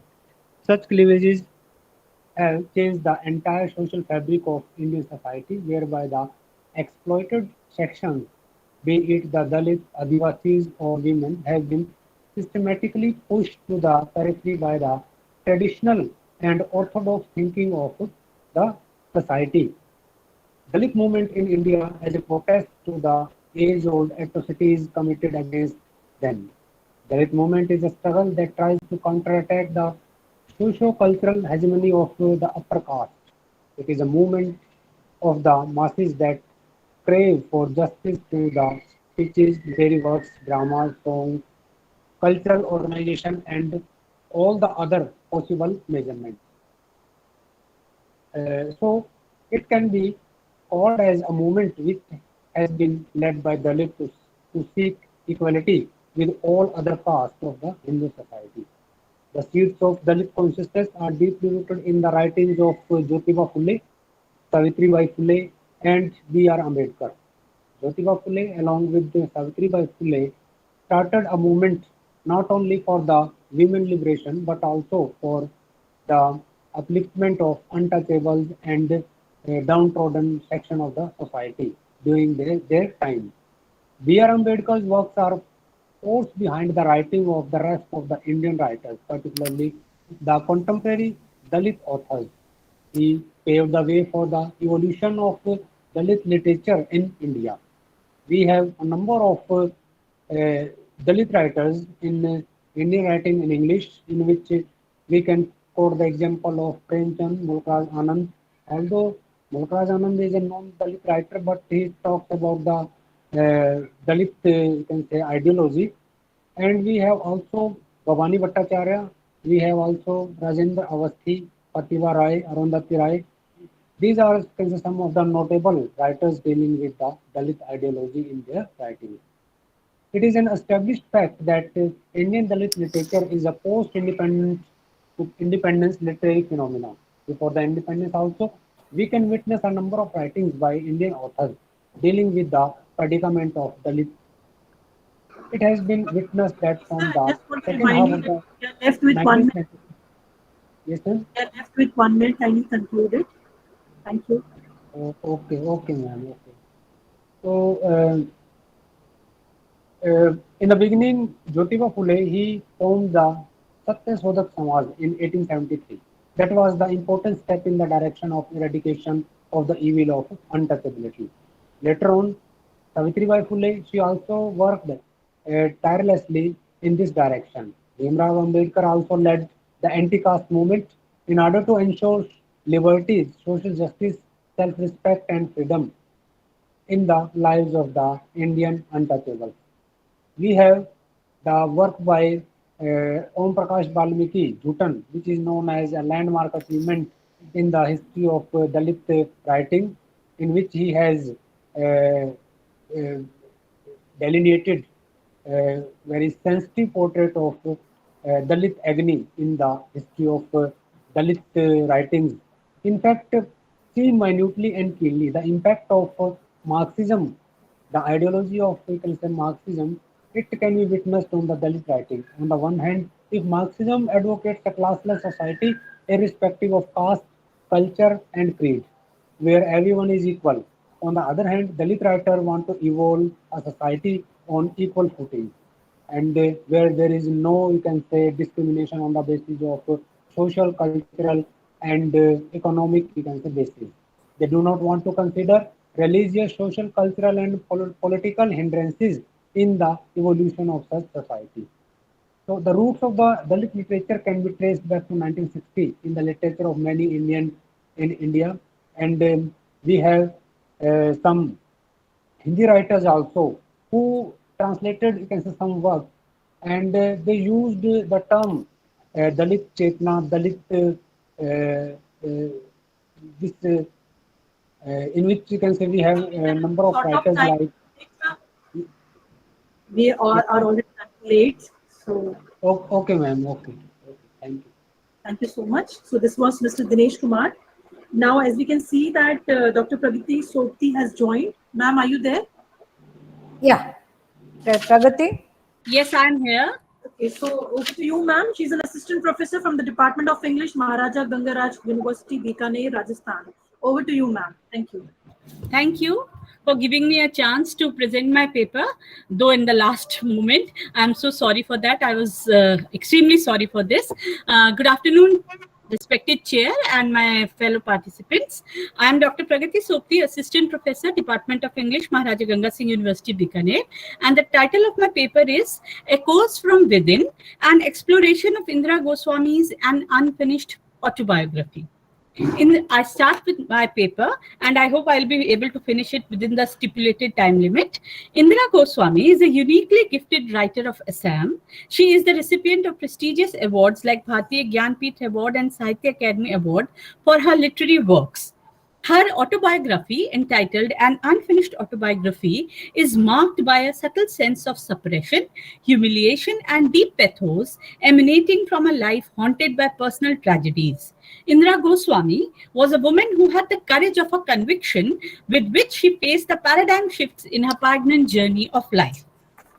The source of inspiration to write the autobiography and render her heart in front of her readers was the well-known Assamese writer Homain Bargon. In June 1968, he wrote a letter to Indira requesting her to write her autobiography. And he wrote in his letter, I quote, I know, even without your telling me, how deep the sadness within your heart is. But for an artist, creation is so absorbing that it does not care over much for her personal misery or happiness. I unquote. Goswami's autobiography depicts an external and internal journey of a woman, representing the lives of millions of women who are crushed under patriarchal domination. It shows how certain paradigm shifts in life leads one to move from margin to the center through self-discovery. And the present paper aims to project the pangs and agonies of life of Indira Goswami and her daunted will to surpass all the hurdles and reach the highest level. In addition to this, she wanted to espouse the harsh social realities of pathetic lives of widowed women in Vrindavan. The autobiography is divided into three parts, as Life is No Bargain, Down the Memory Lane, and The City of God. In Life is No Bargain, Goswami narrates her journey from childhood to marriage and end of her marriage by her husband's death. Her childhood was a world of fun and frolic and full of happiness in spite of tinge of scarcity of amenities. She spent her childhood in Shillong, where her father was a state director of education. He was quite hale and hearty. Though the death of her father due to cancer came over as blow of whirlwind that gave Indira such a stroke that she found it difficult to get out of trauma, and she even tried to commit suicide. She became physically weak after this incident and failed to construct the life her younger sister was accompanying her always. But she never ever thought of committing suicide again. But her life changed. How? Because of a marriage with Madhavan Raizom Iyengar, an engineering graduate from Mysore who came to Guwahati with many other workers to work for Hindustan Construction Company, which had taken up the Strait Bridge project over Brahmaputra. And though after a lot of rough passages, she got married to Madhavan and went to Gujarat, the sandy tracts of Run of Kutch, in the company of her husband, and got relieved from the suffering, turmoil, and drudgery after marriage. The second section, Down Memory Lane, represents her sense of alienation due to her husband's loss. She moved from place to place in search of peace, but nowhere she could get it. The third section, The City of God, describes agonies and despairs, helplessness and sufferings of Radhe Shamis, the widows who were staying in Vrindavan, who compromised with their fate. And she says that, I quote, my head reeled as I entered the room where one of the Radheshami was staying. It was dark hole. It had old. Yes? 1 minute, ma'am. 1 minute. Okay, fine. Okay, fine. I'll come to the conclusive section. Thank you. Just give me a second too. An unfinished autobiography is a kaleidoscopic view of Radhe Shami's heart-rending accounts of their helpless lives and society's outlook toward these widowed women. These have been picked up the gems of wisdom. They accepted the life as it. They had not jumped into Yamuna. They accepted the life with ups and downs and weals and woes. They defeated despair and sorrows, and Indira got inspiration from their lives. Many pitfalls and ups and downs gave paradigm shifts to Goswami's life, her childhood and widowhood, her life in Assam, Vrindavan, and then to Delhi as a professor. Her literary pursuits and her literary passion have become turning points in her life. She had the courage not to be let down by the bitter memories. Instead, she converted them into life force that changed her attitude towards life and her surroundings, thus exhibiting her own resistance to the tragic happenings of life. With these shifts and changed perspectives, she has calmed the stormy sea of life by many experiences from life. I conclude my paper. Thank you for your patient hearing. Thank you so much, ma'am. So this was Dr. Pragati Sopti. Now we are done with all the 7 presenters. Now the stage is all ready for the questionnaire session. If you have any question, you can please float it on the platform.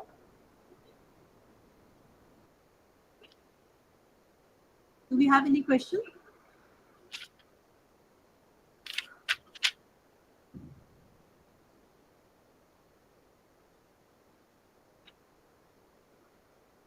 Vinita ma'am, it seems we Yes. don't have. Okay. Okay. So now, as we have reached to the closure of this event, once again, I would like to request Dr. Vinita Kaur ma'am to share her views on it. Thank you so much, ma'am. Over to you. So can I take one by one, because I have few suggestions for all the presenters. Sure. So now, first one, if Dr. Salim is there, I don't know. Dr. Salim, are you there, or can you hear me? Hello, Dr. Salim? I think Dr. Salim is not able to hear us. So, Dr. Salim? Yes, ma'am, he's there. Yes. He's there. Okay, Dr. Salim is in his paper, he has very beautifully defined what is stylistics and where does it come from criticism and from linguistics. And he has also explained the offshoots of stylistics.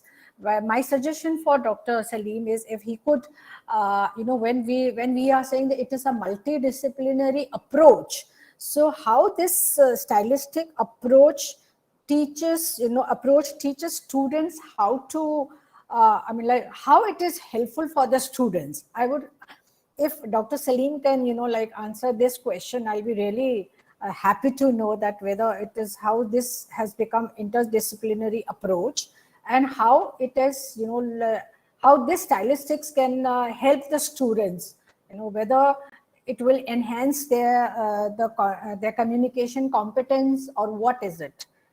Dr. Salim, can you answer me?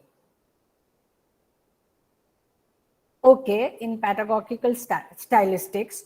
Okay, fine. So do you think that it will be taught, the students will be taught to interact, examine and evaluate the language of the text to interpret the meaning and using linguistic features and literary theories? So stylistics analysis of a literary text would help the students to enhance their communicative competence. That is what, Dr. Salim, do you agree? This I like what I'm trying to say. Otherwise, I think he's saying he will change. Give me a second. Okay, we'll have to give him some time. Or we can go back to Dr. Salim afterwards and we can take up the second presenter, if you allow me. Yes, ma'am. Yeah, no? Okay. Now the second presenter was, I think that is echoes from within, the exploration of Indira Goswami's unfinished, Dr. Pragati Sopti. All right. This paper is an analysis, or more appropriately, I will say review of Dr. Sopti. Are you there? Yes, ma'am. Yeah. Can you, I mean, like I'm audible to you, right? Yes, ma'am. Yeah, I think your paper is an analysis, or more appropriately, the review of Indira Goswami's autobiography. Yes, ma'am. Yes. And you have beautifully analyzed the condition of a vulnerable Indian woman stuck into an emotional roller coaster. Okay. Yes. And your paper also analyzes the first-hand experience of Indira Goswami as a widow, a pathetic tone of her life, and the continuous series of tragedies very beautifully portrayed, and also we can hear the reverberation of herself in it, right? Yes, yes, ma'am. Now, a widow, particularly at such a young age, how she misses her happy moments of married life, and the way she comes out of depression through the mode of realism. I feel that if you agree with me, she comes out of this through realism. It's a good example of her courage. But when I see that if you have analyzed Indira Goswami, what about the modern Indian woman? I feel that modern Indian woman is not stuck into the patriarchal notion of deprivation and discrimination. It lies somewhere, don't you feel that it lies somewhere between the thirst for identity in the neo-patriarchal society? Don't you think, Dr. Pragati Sopti? Do you agree with me? Yes, ma'am, I do agree. Though in the case of Indira Goswami, there was no patriarchal suppression. She was not facing patriarchal suppression. She was fighting within herself. She was not able to cope up with her father's death. And then on the bolt of the blow, her husband also died in the young age. So she was actually fighting with her own spirit. She was not able to come out of this grief. But if we see in the modern, if we apply this concept to the modern women, modern woman, definitely we say that now that patriarchal suppression has gone far. Yes. Now women, what they need is, they need their identity. They want to show that they are something, and they are showing it. They are showing it in a very, very proper manner, whether it we see in the modern writers who are writing in literature, or we can see in the modern working women or the working women from home in this COVID scenario. We see they have established their identity very well, very well. Yes, that is what I wanted to convey to you. That if Thank you, ma'am. Thank you so we much. can include the post-modern, like what the women are, because they are now, ma'am. It is post-COVID women. Post-COVID women have even superseded the post-modern women concept. I know post-COVID women. Thank you so much, Pragati. And it was lovely. Your paper was very good. Thank you, ma'am. Thank you so much. All right. Now we come to the third presenter. That is Mohammed Shafi, right? Is Mohammed Shafi is there? Mohammed Shafi? Yeah, I'm here. I'm here. Are you there? Oh, you are there, right? So at the outset, I must say that done by this author, what you have written is indeed a piece of art. Your paper is a piece of art in analyzing the period of transition from colonization to independence. So, and this paper also aims to, your paper aims to visualize the mental state of an urban youth of later part of 20th century who is stuck in a paradoxical situation where he struggles to make his life relevant at that given juncture with no attempt to accept the bitter truth of the times, right? He fails to realize that the difference between his wants and his needs. I mean, that is what, that was a dilemma. Anna? Now, if we critically analyze this paper, we feel that even the present times, the youth is still in the dilemma of colonial hangover. Don't you feel so? Don't you feel so? We, you know, if you look at the youth of today, we all of us, why talk about youth? All of us are still, though we have decolonized, but this colonial hangover is still there, and we are, I will not say that we have decolonized in a literary sense, but that hangover is always there. We try to copy the Western culture, the other cultures, and we feel nice when we, do all this. So what is your take on it? Yeah, I 2 or 3 times referred to political decolonization. Yes. But still, it's cultural colonization is still prevalent in the society. Cultural colonization. And the market and the culture, cultural colonization is still there, and the market is telling us to be colonized still. Because the brands, because there's a growing need for brands, no? In the youth, brands, yes. especially in this social media era, because this is an era of exposing. Because to expose, you don't want local things, you want brands, especially European brands. So you are still colonized in brands, I think. Brands and digital era, and we are, I feel that yes, we are still under, very rightly said. Okay, thank you for the very nice paper, very nicely portrayed. Thank you. And now we come to the next presenter, revisualizing the myths in Indian writing in English. Yes. Sharda Devi, right? Yeah, I'm here, ma'am. Your paper is an attempt to trace out the lineage of myths and folklore. Yes, ma'am. In Indian literature, and it beautifully canvasses the significance of myth in literature. Yes, ma'am. Where it defines myth. You have defined myth in terms of stories, which are narrated in an imaginative and symbolic manner, emphasizing on the truth of the cosmos. That's true. But I feel that the paper is very good, but the theme of the conference, what do you say? Are you aligning with the theme of the conference? No, ma'am. How do you justify your paper with the theme of the conference? Representing myths is there, ma'am. Yes. It is one of the theme of the conference. So I would like to bring out how systematically these myths are portraying from Raja Rao R.K. Narayan to present scenario, like Kavita Kani, Amish Tripathi, Devadat Patnaik, etc. ma'am. All right. Yes, ma'am. Thank you. Thank you so much. Thank you, ma'am. Okay. Now we come to, who is that? Number 2, number 3, and number 6. Okay. Now I think this is diasporic reading. That's so? By Vishnu Priya. Is Vishnu Priya there? Yes, ma'am. Vishnu Priya. We come back to your paper, Recognizing the Distant, a diasporic reading of Imbolo Ube, A Behold of the Dreamers, and The Girl in Translation. Right? Yes, ma'am. Your paper is a beautiful depiction of a contradictory world where a hope never meets to reality.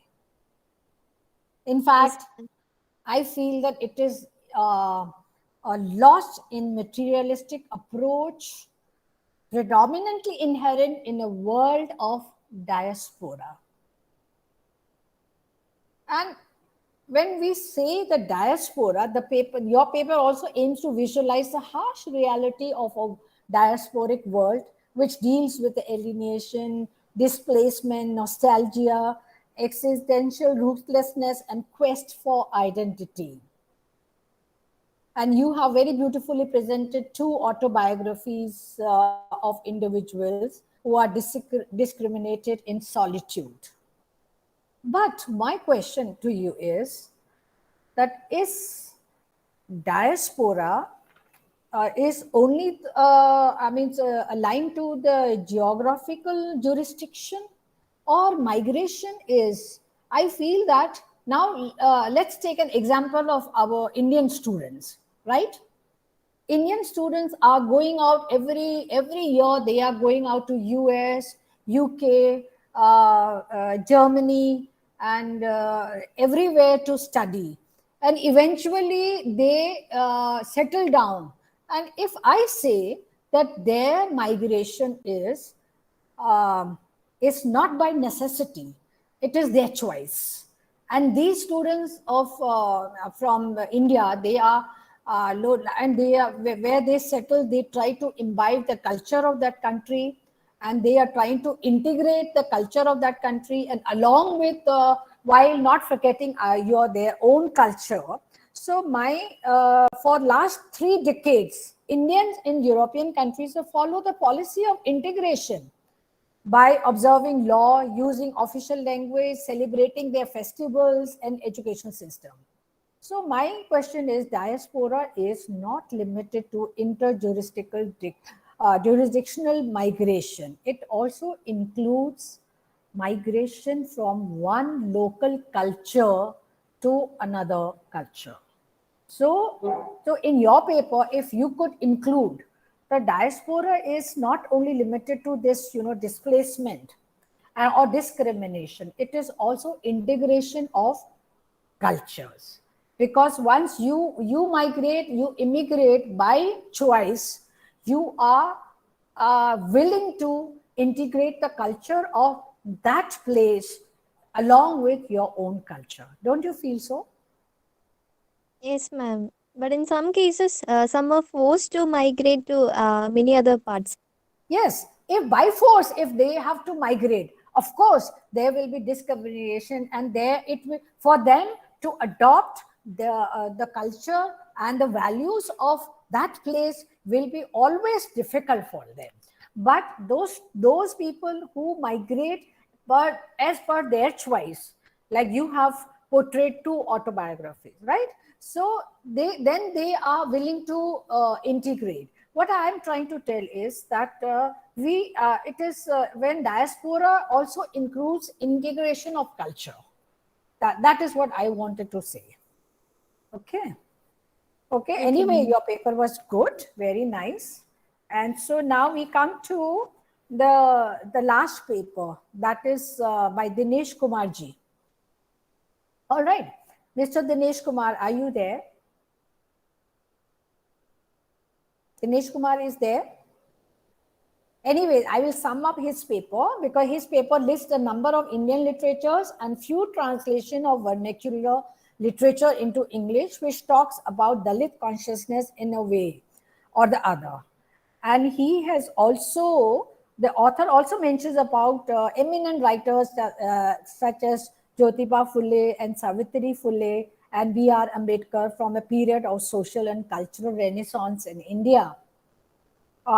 This paper can be a gateway for comprehensive research in the field of Dalit consciousness in Indian writings, as it has collected, he has collected a good source of Dalit Indian writings, and any good researcher may refer to those resources. That is my comment for Mr. Dinesh Kumar.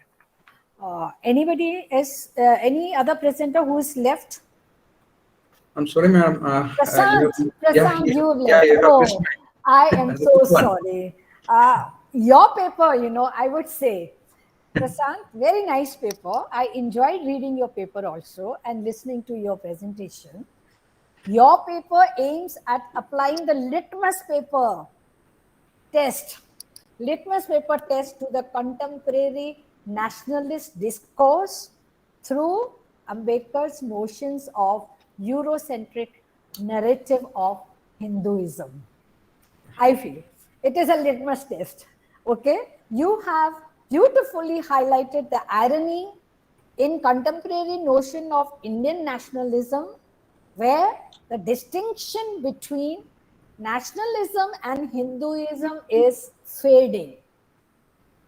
What you have tried to merge, what is nationalism and Hinduism is, the distinction is not there, fading, and writing over religious myths in Hinduism and Indian society, including selective discrimination of aboriginals. Okay, though majority of intellectual discourse on political and social state affairs is in the form of a satire or a work of indirect phrases, but Ambedkar's writings were savage and very straightforward. Yeah, yeah. Okay, and you have also very satisfactorily attempted to connect then social and cultural web to the current nationalist discourse. Are you getting? You have really connected the social and cultural web to the current nationalist discourse, but it would have been better if the author had also included, if you have included the different vernacular literary works on aboriginals and invaders, like Dravidians and Aryans, how they invaded and how they, like aboriginals, how they suffered. That is what, if you had also taken more. But since, of course, you people, you had very limited time to present, but it was lovely reading your paper as well as listening to you, Prashant. Congratulations to you. And, thank you. And I think that finishes all the presenters. No, this thing, it's just that I just wanted to give my inputs so that next time when you people can include and enrich your paper through my suggestions.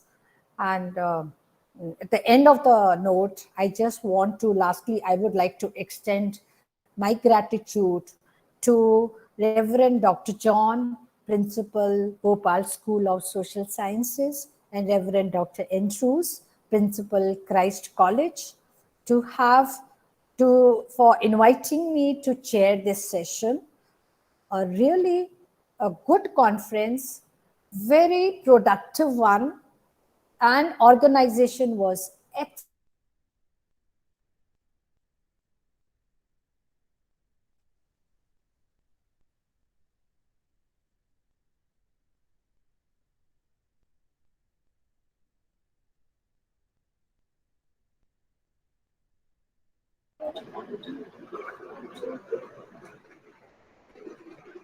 Ma'am, is there any problem, ma'am? Am I audible to you? I think she's having some technical glitch. I think our screen is stuck, so that's going. Am I audible, ma'am? Am I audible to the presenters? Yeah. Okay, sir. But Vinita ma'am, I hope the network has been connected.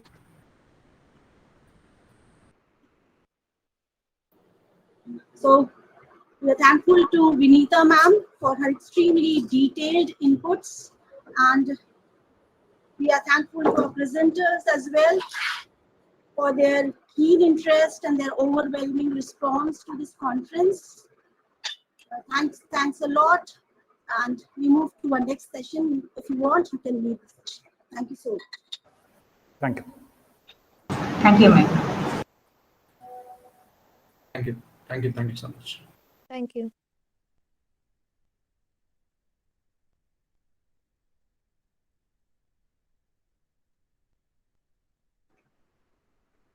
Ma'am, you're not audible, ma'am. I think I got lost. The network got lost in between. I was just giving my note of thanks to everyone for all the organizers, and It was a wonderful conference and very valuable and very informative conference you have conducted. Thanks to Dr. Shivani Basu and Dr. Varghese for convening this conference in a very seamless and very nice manner. Congratulations to all the presenters and all the organizers. Thank you so much. Thank you so much, ma'am. I would just like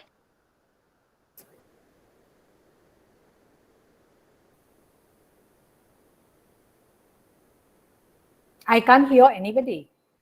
yes. Saluja ma'am, I just wanted to extend my heartfelt gratitude to you for being there. And it's always a pleasure to have you. And this international conference got a different meaning with the inputs which you gave to the presenters today. Thank you so much, Thank you ma'am. so much. Thank you so much. And God bless you all. Bye-bye. Have a nice day. Thank you. Thank you, ma'am.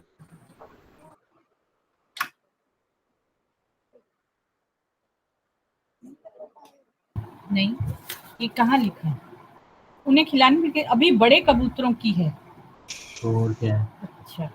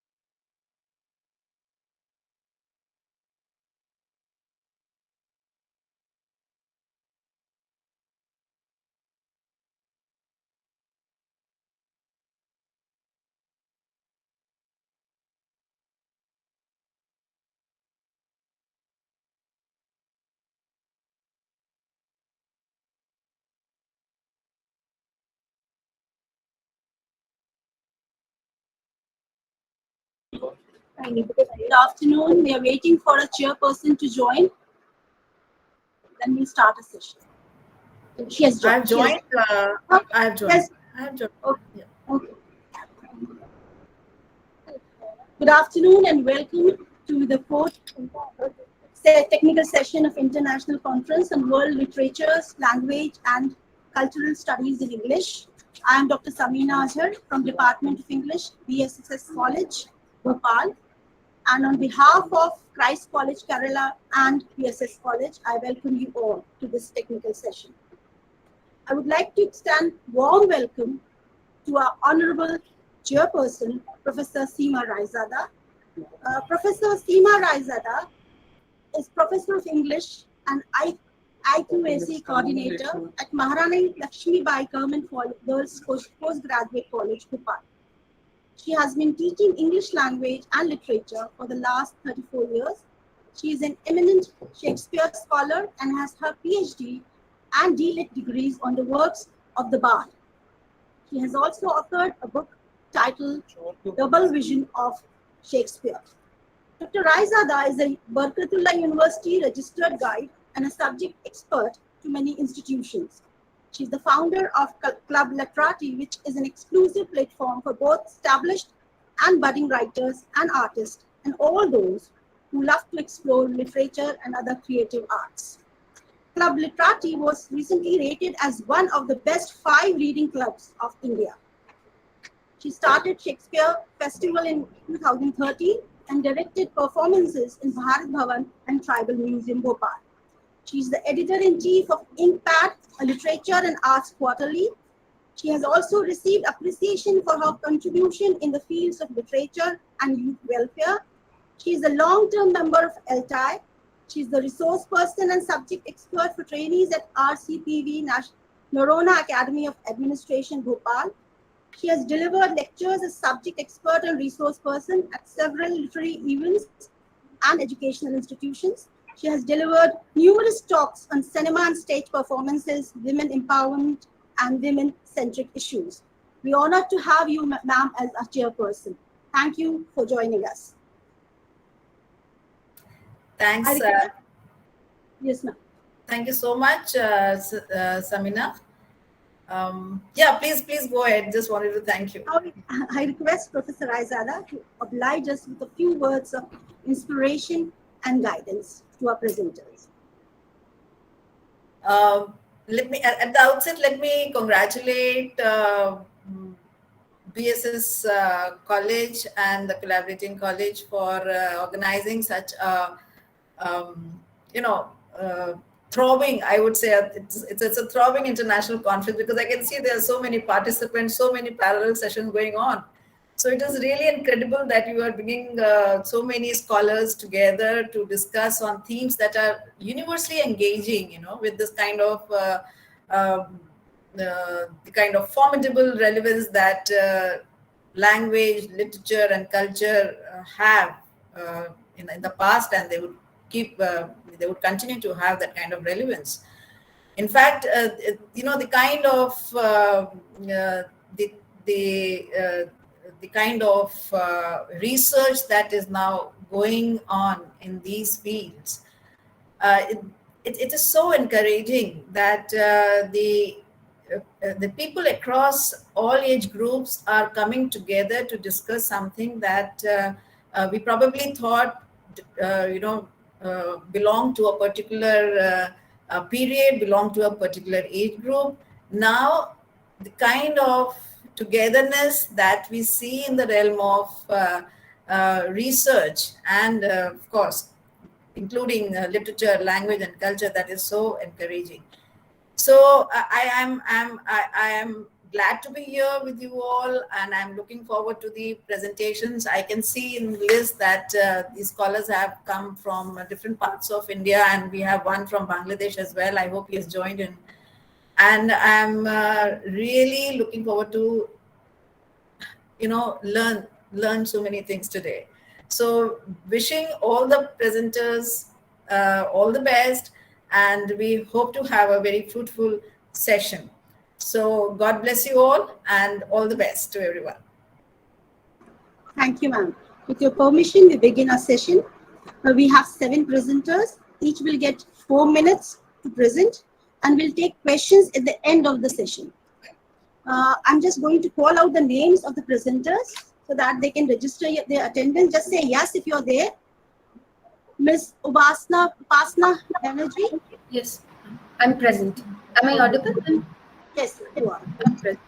Dr. Jesseline Bansal? Yes, I'm there, ma'am. Okay. Neela Rajiv? Present. Mr. Manu B? Yes, present, madam. Dr. Priyanka Sharma? Yes, present, ma'am. Ms. Azran Azmi Kafia? Yes, I'm present. Okay. And Ms. Anita Kumari? Ms. Anita Kumari, is she there? Ms. Anita Kumari. Okay, she's not there. Ma'am, we are going to have 7 presenters. Our first, Upasna Banerjee, are you ready? Okay. I'm ready. Okay, thank you. Our first presenter is Upasna Banerjee. She is an independent research scholar. She's from Jadavpur University, West Bengal. And the title of her paper is Humanitarianism, a Disguise for Colonial Generosity, Post-Colonial Killing of the Poor. All the best. May I start, ma'am? Yes, sure. Hello, everyone. Thank you for this opportunity. I'm starting my paper. I have tried to concise it so that I can finish it in 4 minutes. My paper is titled as Humanitarianism, a Disguise for Colonial Generosity, a post-colonial reading of the fall. It is certainly difficult to criticize and explore the legacies of the post-colonial writers like Albert Camus, who dwelled vastly in the history of ideas. For a country like Algeria that survived with both French and Arab invasion, Camus remains hidden and uncelebrated. My paper explores Albert Camus within his text for making a concrete debate on Algerian political administration, colonial oppression, and negotiations. The Fall is a famous novel by French philosopher and author Albert Camus, which was published in 1956. The protagonist of the novel is Jean-Baptiste Clemens, who is a defense lawyer turned Parisian expatriate. The story sets in a bar in Amsterdam's red light district, where Jean-Baptiste Clemens narrates his story to the author gradually. The first part of the story starts with a monologue describing Amsterdam as hell, as depicted by Dante. Jean-Baptiste Clemens' monologue describes his previous life as a successful lawyer, always defending justice, but not for the sake of humanity. His benevolence is an excuse to remain morally above others. His transition was influenced by an incident when he heard the sound of laughter coming from the water while crossing the Seine River. It continued to question whether his commitment to justice was a mere self-satisfaction. On that same river crossing, he saw a woman drowning and did not help her because of thinking his own safety risk. To this moment, Jean-Baptiste Clemens finally accepts that he belongs to much a lower position in the society and in the context of social morality. This is when the author meets Jean-Baptiste Clemens and finally conceptualizes that Jean-Baptiste Clemens is basically confessing his sins so that he can be able to morally judge others. This is a point when the reader realizes that Jean-Baptiste Clemens is basically a reflection of the individual human beings and their dualities, where they try to accept their own fault in order to have the power to judge others. To understand how the novel relates with the individual political opinion of the author, Algerian history of colonization should be discussed. The French colonial oppression started in Algeria during 1832, which lasted for 132 years of colonial rule till 1962. Born in 1913, Camus is known extraordinarily to be Algerian by roots, by his creative expression and artistic communications. Smithsonian contributor Joshua Hammer wrote that it's Camus' North African birthplace that permeated his thoughts and shaped his writing. However, the course of Algerian literary tradition never regarded Camus as their own because he ultimately belonged to the group of white Europeans, especially in larger sense colonials, who were branded as pied noirs. Through his sense of homeland, he never included the presence of Arabs, as he could not accept French and Arabs equally holding the political administration of Algeria.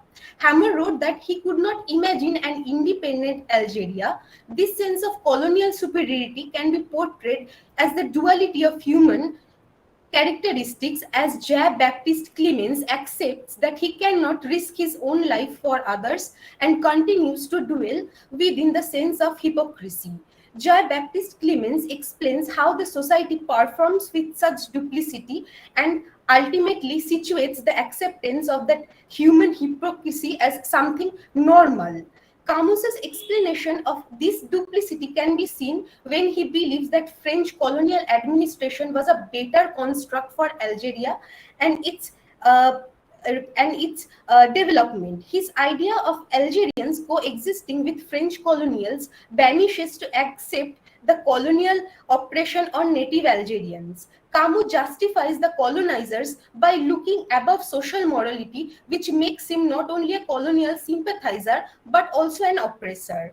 Camus' The Fall may conceive human trajectory with practical flaws, but the acceptance of flaws should not be restricted within the acknowledgements of it. His biasness. I'm sorry to interrupt you. I'm sorry to interrupt you. Please wind up. You have already exceeded the I length. just have 2 lines to say. Can I just finish it, ma'am?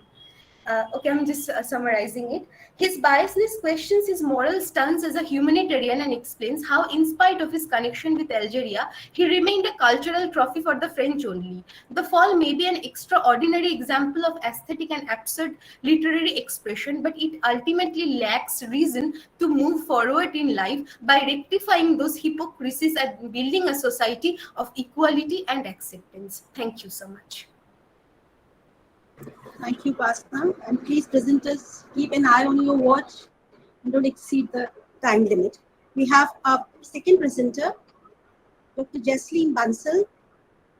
She is an assistant professor at Hawabagh College, Jabalpur. And the title of her paper is Tagore's Sacrifice, a Deconstructive Analysis.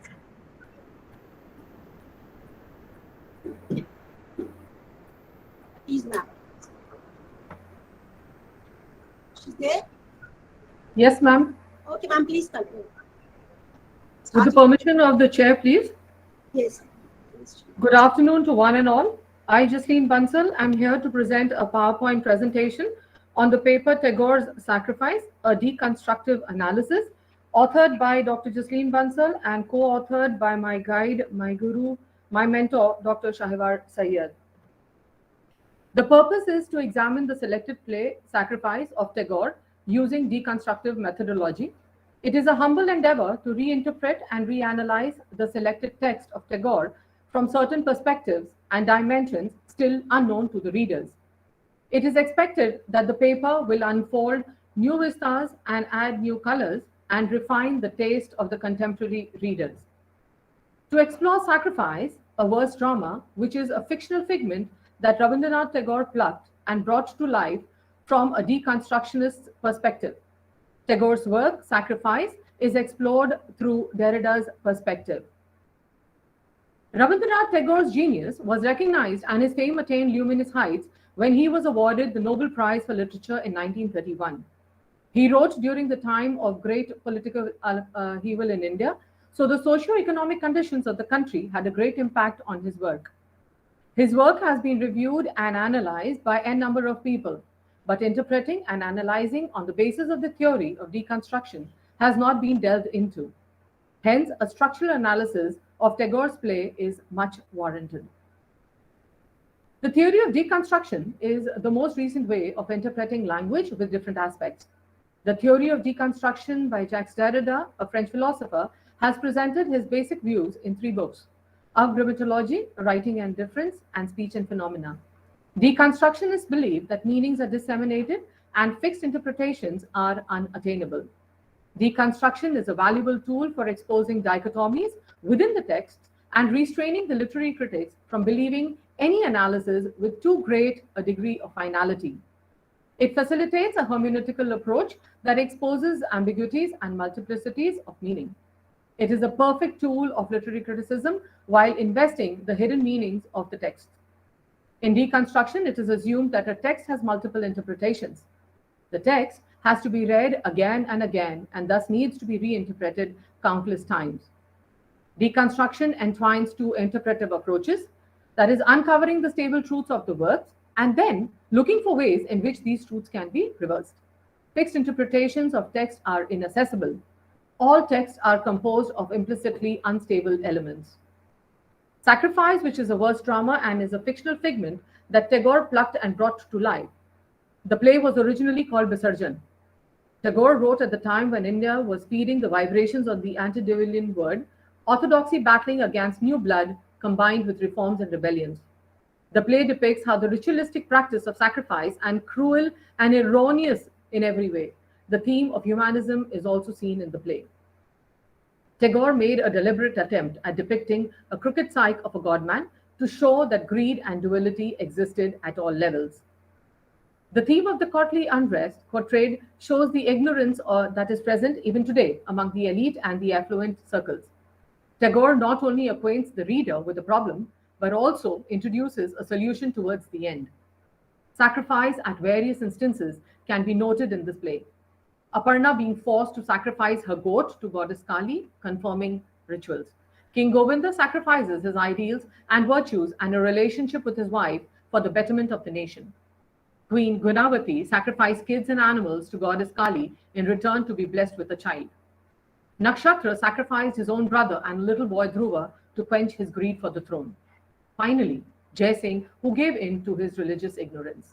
So we can say that the need for deconstructing literary text arises because every reader, with his unique thinking and analyzing power, extracts something totally different each time.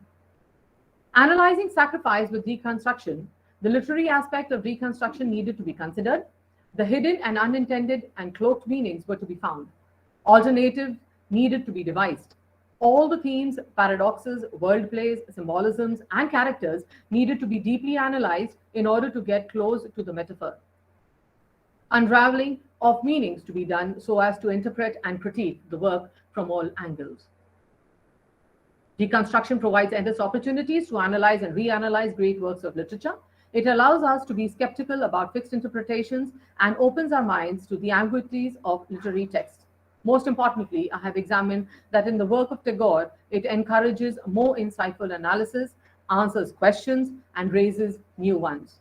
After having applied Derrida's theory of deconstruction on Tagore's play Sacrifice, it has given an opportunity to uncover and subvert truths that are embedded in the text which are yet unknown to the reader.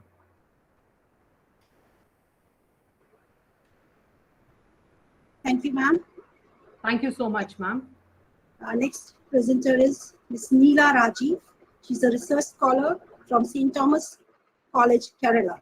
The title of her paper is Recontextualizing the Yakshi Myth in the Popular Culture of Kerala. She's there? Yes, she's there. My screen is visible, right?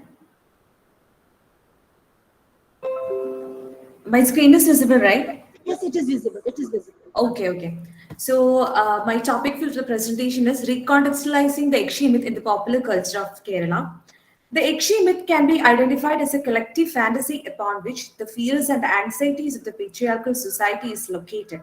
The deviant other feminine form of Yakshi was a powerful icon in the popular culture of Kerala. This paper problematizes the issue behind the portrayal of Yakshi as a powerful feminist symbol against the patriarchal society.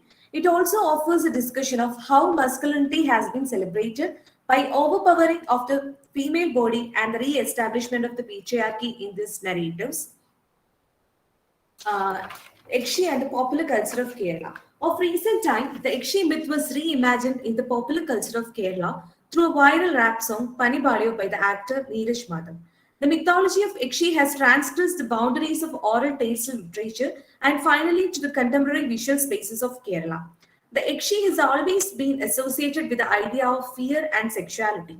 According to Corain Dempsey in his article, Nailing Heads and Splitting Hairs, I call, Yakshi is a young shape-shifting woman who is truly ravishing in both senses of the word. She is, in actuality, a fan, voracious, vampiric ogress.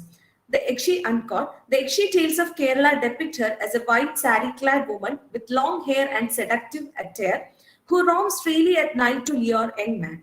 She enchants them to have a trust with her. After that, she kills them by drinking their blood.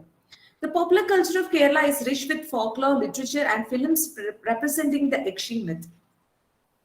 Jeffrey Cohen, in his monster theory, proposes that a society's anxieties and fears manifest itself symptomatically as a cultural fascination with monsters. So the Yakshi myth, the Yakshi as a deviant other occurs outside the realm of patriarchy, and it appears in legends such as Aidihya by Kottarathil Shanguni, Aidihya Kadagal by K.S. Neelakandan, and various other stories and films. So in the Yakshi myths of Kerala, it is always the chaste male priest and upper caste Brahmins who have the power to tame the Yakshi over other men. Because it is believed that the excessive sexuality of a Yakshi can only be regulated by a man wielding enormous power in the society. This throws light upon the connection between power and masculinity. In his book Theorizing Masculinities, Michael Kaufman states that the equation of masculinity with power is one that developed over centuries. It conformed to and in turn justified the real-life domination of men over women and the valuation of male over female. The myth of the Yakshi has its roots in the castration fear of the patriarchal psyche, where men internalize these fears and direct it towards an agency such as Yakshi, who is depicted as a voluptuous and blood-sucking vampire. Kerala's fascination with Yakshis can be traced back to European counterparts like vampires, zombies, witches, etc. So, in previous centuries, in countries such as Europe, women of the powerful disposition were condemned by the religious institutions and the patriarchal society as witches, and they were burnt alive. The myth of the Yakshi as a fertile goddess was popular in Kerala. In Raghav Varyer's essay, it is conceived that Yakshi is the Yakshi is conceived in the cultural imagination of Kerala. He traces the myth of the monstrous feminine back to their association with the pre-Vedic culture, right after mapping out the transformations of the Yakshi had undergone in various religious phases such as Jainism, Buddhism, and Hinduism. And the Yakshi narratives of Himalaya, due to time limit, I am not explaining that, has been popular as a part of the popular culture in Kerala. Women in pre-modern Kerala had to suffer from the tripartite structure of oppression in the form of caste, class, and gender. They existed in the margins of the familial and societal structure. The lives of the women illustrate their miserable plight in the society. Even though the modernizing project of the social reformists and missionaries of the early 20th century resulted in challenging the caste system of the society, but it couldn't liberate women from the fetters of patriarchy. Ma'am, please wind up. Ma'am, please wind up. Okay. One more sentence. So, as a conclusion, I'd like to say that it is under these pre-modern excesses that Yakshi became the symbol of the liberty in other women. The Malayali masculinity imagined women as an obedient, fragile, and subjugated other, whereas men were seen as the dominant patriarch who was intellectually and morally superior. The excessive feminine energy of the Yakshi was treated as an antithetical force to the domesticated and ideal woman. It is that is why the violent acts such as exorcism were done to dominate her body. It is on this note that the paper tries to negate the drop of the Yakshi by reinventing it as a feminist project of Kerala modernity or as a challenge thrust upon masculinity by a flux of power structures within the society. Thank you. Thank you so much, ma'am. Our next presenter is Mr. Manu B. He's a research scholar from St. Thomas College, University of Calicut, Kerala.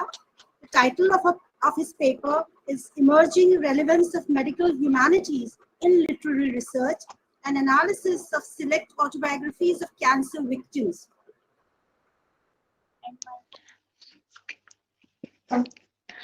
Okay, madam, wait a second. I'm just waiting for my. Okay, I hope the screen is visible to you. Okay, so respected chairperson, rapporteur, my fellow presenters, myself Manubi, I am here presenting my paper on emerging relevance of medical humanities on literary research and analysis of select autobiographies of cancer victims. So let me start with an introduction, saying that when I talk about cancer narratives, you know what cancer narratives are, writings based on cancer. So it emerged as a new literary genre as well. As you all know, in the past, people were embarrassed to talk about their illness because chronic illnesses had a kind of character. But once the science and technology developed, people began getting awareness, and then when they get diagnosed with chronic illnesses, they become so confident that they could survive and they could share their experience and they could document them. And these documentations emerged as a form of new literary genre. Okay, so as illness narratives. So these documentations came in the form of memoirs, testimonials, fictional writings, and even newspaper articles. So regarding the studies related to such a literary genre, Anne Jurek, one of the associate professors of Rutgers University, she pointed out that such narratives are overtly sentimental and self-indulgent. And these her studies have drawn praise from several medical educators as well. And she opined that these texts invite readers to explore the complex meanings of human fragility and to pay attention to such narratives. We have to pay attention to such narratives to sustain individuals, communities, and cultures. So this all gave way to emergence to a new study field called medical humanities. As you all know, medical science is about the physical and well-being of humans, and humanities about everything that constitutes humans. And the conglomeration of these two fields to create positive impacts gave way to the new scope of study called medical humanities. And these are the texts dealt in my study. Cancer Water Chiri, which again is a Malayalam work. It's translated to English in the title Laughing Cancer Away in 2014, written by Mr. Innocent. When Blood Becomes Air by Paul Kalanidhi, and this cancer journals by the cancer journals by Audrey Lorde. Okay, yeah. So first of all, let me say how to read these illness narratives.